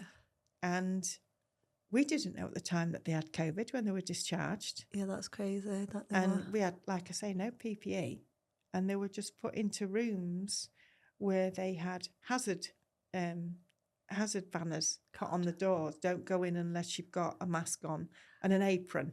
So many workers in the NHS must have PTSD from this time, because that is not what you expect. It was scary. You expect to be a caring and provide a service, and then you...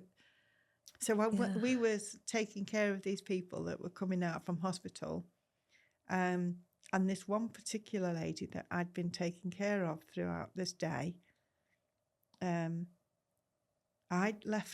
gone home after my shift had finished, and I got a phone call from my manager at the end of the early evening to let me know that this lady had passed away that afternoon of COVID.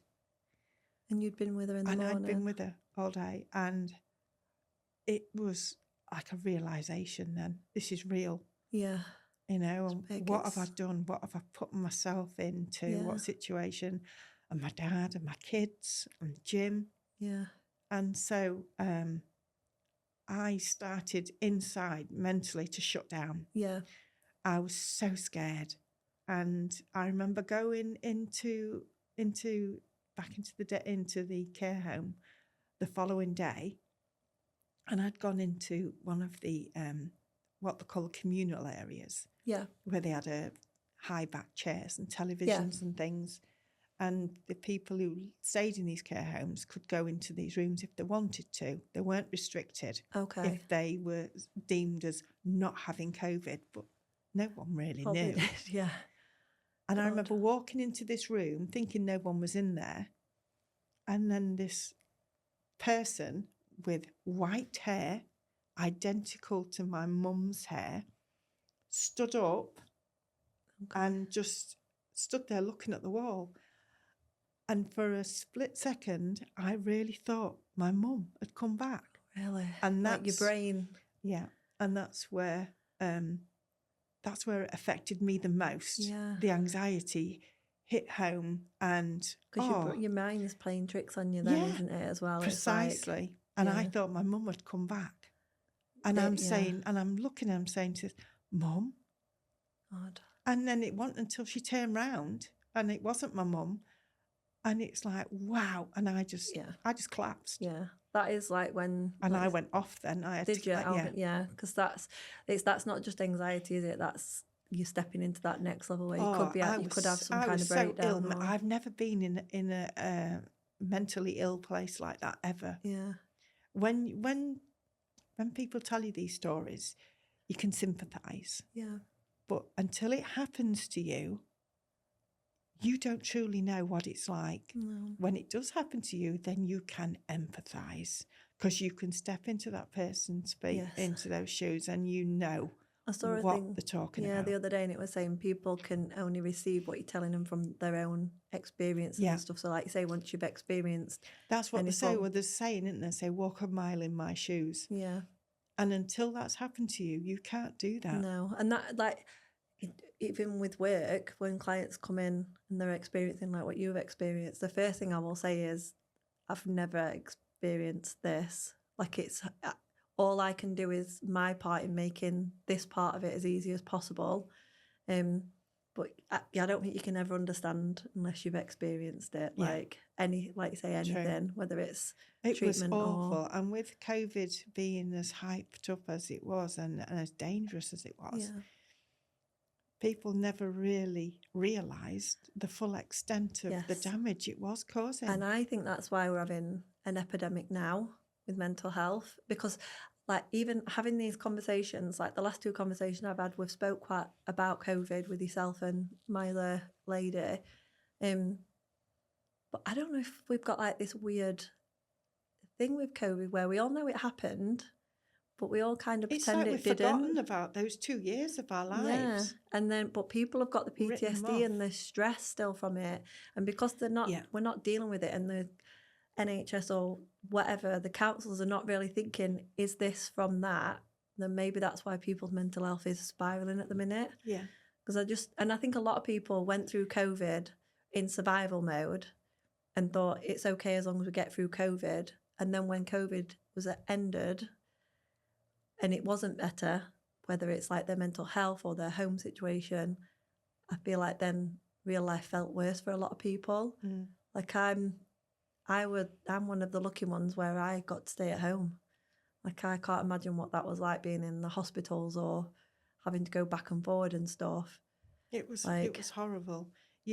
But you go in knowing you're going to face a day that you've never experienced before. Yeah, God. And you come away from there thinking you're so lucky that we're still here. Yeah. And we're going home to our loved ones who are still there. So a lot of people didn't get that chance. No, and I think we've kind of forgotten about that. Yeah. I wonder if that happens in every large trauma. Do you know, like like when they come out of different things like wars and the war babies, like were they expected to just like, it's over now? I think a lot of people are expected to just move on. Yeah, and it's probably not that easy. Put your big pale pants on. But it's going to create trauma, and especially generational trauma, because it's affecting already the brain, isn't it? I think a lot a lot of the generation, I think, that went through COVID, this is the way that I explain it. Like, I think like a child that was, say, 14 going into COVID and came out at 16 is actually still 14 in their emotional well-being, in their emotional growth. Yes, that makes sense. And that we're expecting them to be 16 in their growth. So then they're thinking, well, I don't feel like that, so we think there's something wrong with them. But at the end of the day, they've missed 2 years of like emotional growth. Yeah. Like socialising. Social, yeah. Going to parties with friends and having social interactions that are good and bad, and then learning those lessons. So those now 16-year-old, I think it's worse for the newborns that were born at that time. They missed out on 2 years of socialising with other children completely. Yeah, a lot of them like delayed speech and stuff like that. Yeah. But they all seem to be catching up now, so that's really good. But I definitely think it's something that we should go more in depth and people should be talking about more so that they can identify what's what. Well, due to that meltdown that I had during COVID, that's what caused me to stop doing Friday Frolics. Oh, is it? Because I couldn't sit there and pretend that everything was fine and I was fine. Yeah. When I genuinely wasn't. Yeah. And I've always said I'll never lie on Friday Frolics. I'll always be my true self. Yeah, so you're authentic. Yeah. Yeah. And I can't sit there. And I remember doing one of the last Friday Frolics and I'd sat there with this plastered false smile on, saying everything was fine and we've been doing this week and whatever. And as soon as I turned the camera off, I burst into tears. Oh, bless you. Yeah. Because I knew that it wasn't real. Yeah. And I was living a lie. Yeah. And so I just stopped doing it. And I bet that's why I'd not seen it then. Some people were messaging me saying, oh, I missed your Friday Frolics this week, man. Oh, I haven't done it this week. I wasn't in the right place to do it, or I was too busy, and I was making excuses. Yeah. And then fast forward 2 years after COVID, and a really good friend of mine called Duck, lovely guy I went to school with, he was really ill and he'd got cancer, and we were having all these get-togethers with him at a local pub, and a friend across the road who lives in him, he was a real good friend of his as well, and they'd say, oh, we're having a get-together for Duck on Friday. We're calling it Thank Duck It's Friday. And so I need to meet your friends. And so we'd have this get-together in this local pub, and I remember saying goodbye to him just before I left this night out, and he called me over and he said, Mandi, he said, can I ask? He said, you haven't done your Friday Frolics for ages. Yeah. And I said, no, I haven't. It was really missed. And he said, I've really missed it. He said, it used to really put a smile on my face on a Friday, especially after I was diagnosed and feeling worse. And I went, oh, really? And he said, yeah. And I said, can I tell you the truth, the honest truth then as to why I haven't done it? And he said, well, yeah, don't lie to me. And I went, okay. So I told him why I'd stopped doing it. And he went, man, I had no idea that you'd been through that to stop. And I said, yeah. He said, so I said, that's why I stopped. That's why I couldn't do it, because I couldn't lie on Friday Frolics and pretend everything was fine when it wasn't. What made you start again? And he said, will you do me a favour? And I said, what? He said, are you feeling better now about everything? And I said, yeah, I am actually. He said, will you start it again for me? Oh. And I went, oh, bless you. I said, you know what? I will. And I'm going to call it Thank Duck It's Friday Frolics. I love that. And so every now and again I'll say, Thank Duck It's Friday. It's Friday Frolics Me being again. deaf is probably not even caught on the... And so that's what I did. And I started it off again. And I actually, on my first one that I restarted, I put on there, this is all thanks to Duck. Right. Because he said he'd missed me. Have you all, is there anybody else out there? If you've missed me, well, I'm back. Yeah. And it was lovely. I got inundated with private messages saying, oh, man, you're back. That face. Yeah. That silly face is back on. I mean, I'd get some messages that say, oh, man, I can't watch you. I can't watch you with that silly big mouth that you have on.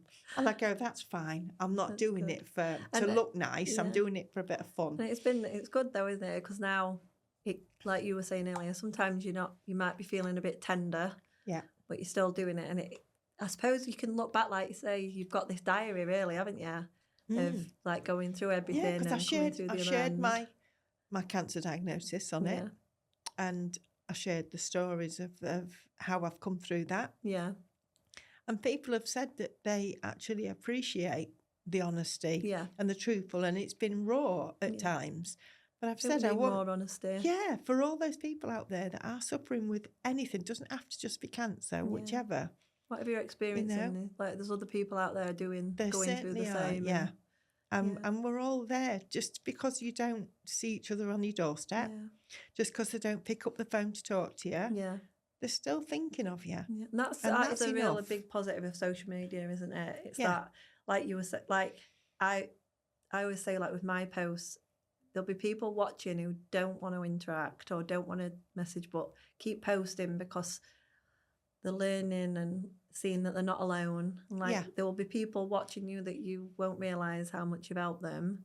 And that's it's a real motivator, isn't it? Yeah. To like big responsibility as well at the same time, but for you, but it is a good motivator to know that you are helping. Sometimes, I just drone on about nothing, because nothing really important's happened, but I'll just say, oh well, but if you celebrate well, and do it in style. You're just checking in.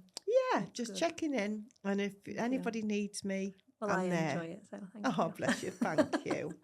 But now my next story is obviously my lips that I've been doing. Yes, so part of your treatment plan, when you decided not to do your reconstructing, we were chatting, weren't we, about it in the salon? Yes, we were. And you had a few options, didn't you, that you thought might be. So one was filler. Yeah, someone had said, have you thought about having Botox? And I went, no, I don't want to be plumping my body up with stuff that I've got to keep on doing. I don't really know much about filler, but the only thing that I was thinking was there's no, like, because your lip's been used for the inside of your mouth, that there'd be no, like, line to, like, stop the filler from migrating. And I didn't have, like, a lip, so to speak, of... When I'm sat talking to someone, it was like I was scowling all the time. Okay. And I didn't even know I was doing it. You probably weren't. My hubby used to say, you've got your resting bitch face on again, Mand.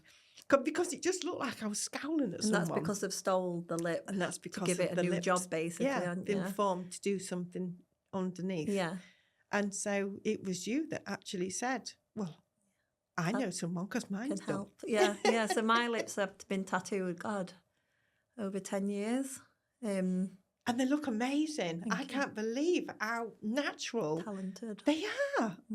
Jodie's amazing at what she does. Yeah, she is. Really good. And then I just knew that if I trusted anybody and if anybody would help and be honest. That's it. And that goes a long way. If you trust someone yourself. And it's the being honest with the care and coming from like an ethical stand as well. Like creating within the industry that I'm in, just creating like a network of people that you can trust, like to send clients onto and referral and stuff, and know that if you'd have gone there and it wasn't going to work or it wasn't the right thing, you would have been told, and that made me confident enough to do that referral.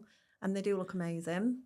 And it's now you can just rest and not worry. I had my top up done yesterday, and yesterday they was really stinging. But today they feel not too bad. They're a little bit tight, but I've got to put some up on. I feel like your lips, it's quite a soft, delicate skin, but I feel like they do last though. Once you've had them done and you've got that pigment in, I feel like it does last, and they look so natural. Like I feel like it's just giving you that final finishing touch to everything. When I smile now again, it feels like it's natural. I'm smiling with a lip again. Yeah, because it's like the right lip for you. Yeah. And that's what worried me about filler, because like I suppose if you've got someone who's talented though and they know what they're doing, but I think, because I just didn't want to go through all them injections all the time. I've already been through enough.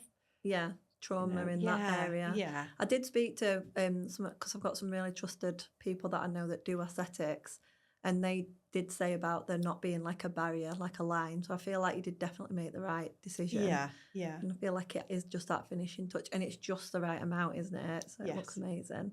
I feel like you're back to normal. I feel amazing. I really do. I can't believe it's only been 6 months. That's insane, isn't it? But to go from like advocating a stage, for all them women out there.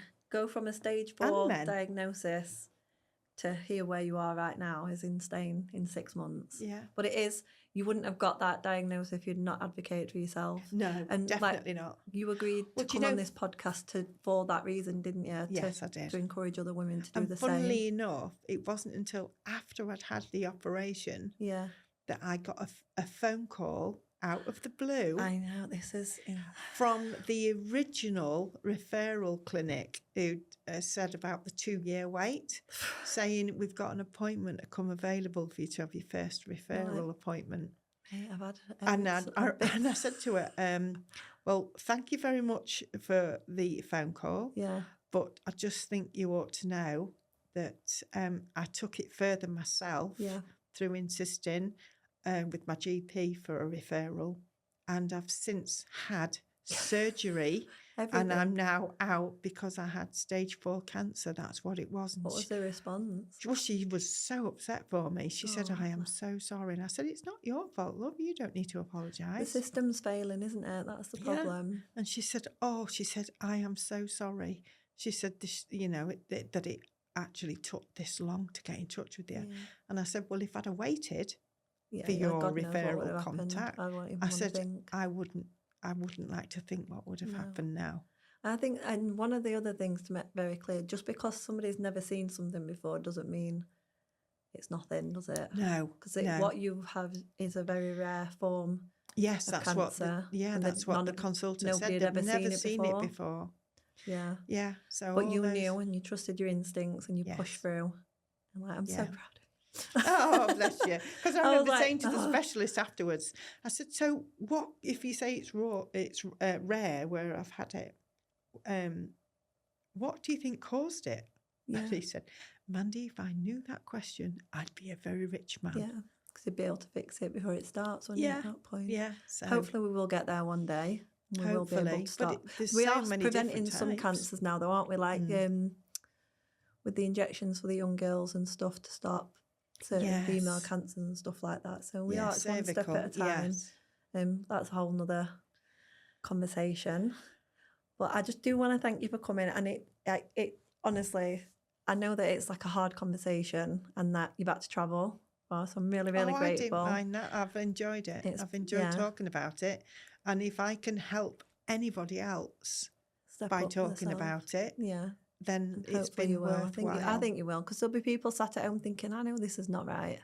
Like, I know it's not. Yeah, if you've got anything on your body that's been there for a certain amount of time, that's not disappearing, that's maybe getting a little bit bigger, doesn't hurt, and just feels strange and it's never been there before, get it looked at. Yeah.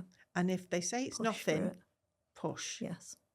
At the end of the day, are we all paying into a system? It's there to help and protect us. And never mind about, oh no, they're only taking telephone calls. No, you insist on seeing someone. Yeah. You cannot diagnose everybody over the phone with a phone call. Yeah. I remember when with my back, because that took years to get sorted, there was a point where I was like, I need an MRI, and they wouldn't let me have one.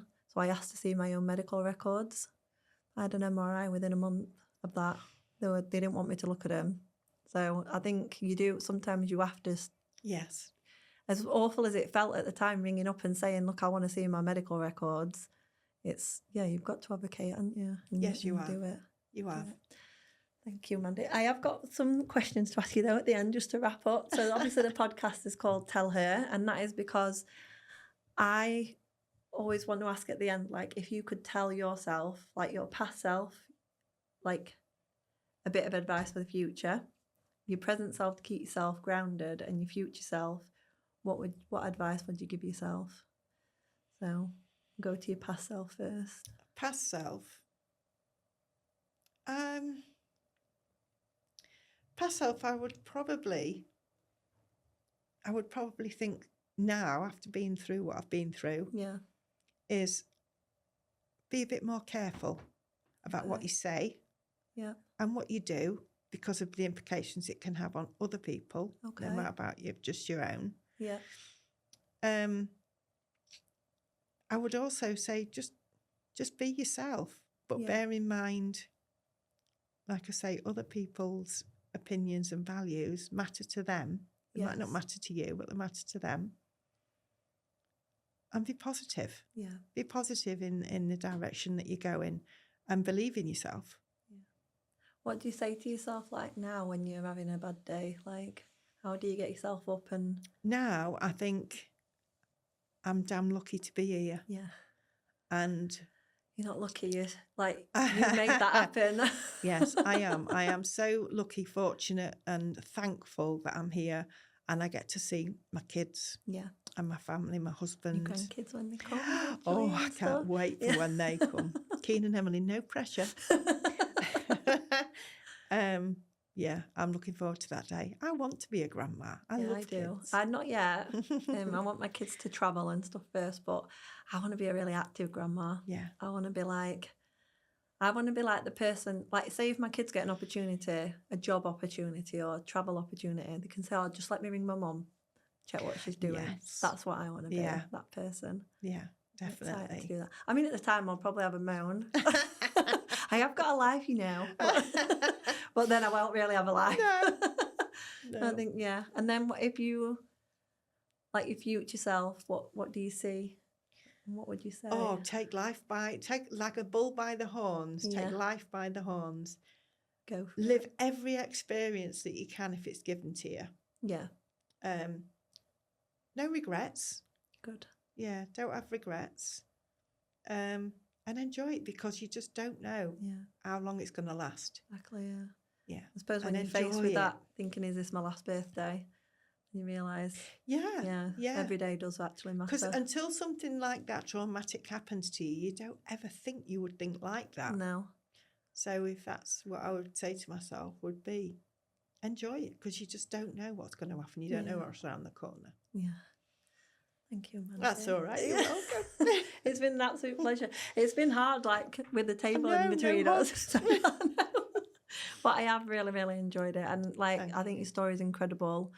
And like the advocating for yourself is like truly inspiring. And I know it's a really hard one with clients because who are going through different things because you're not experiencing it. Like there's so many things where you like.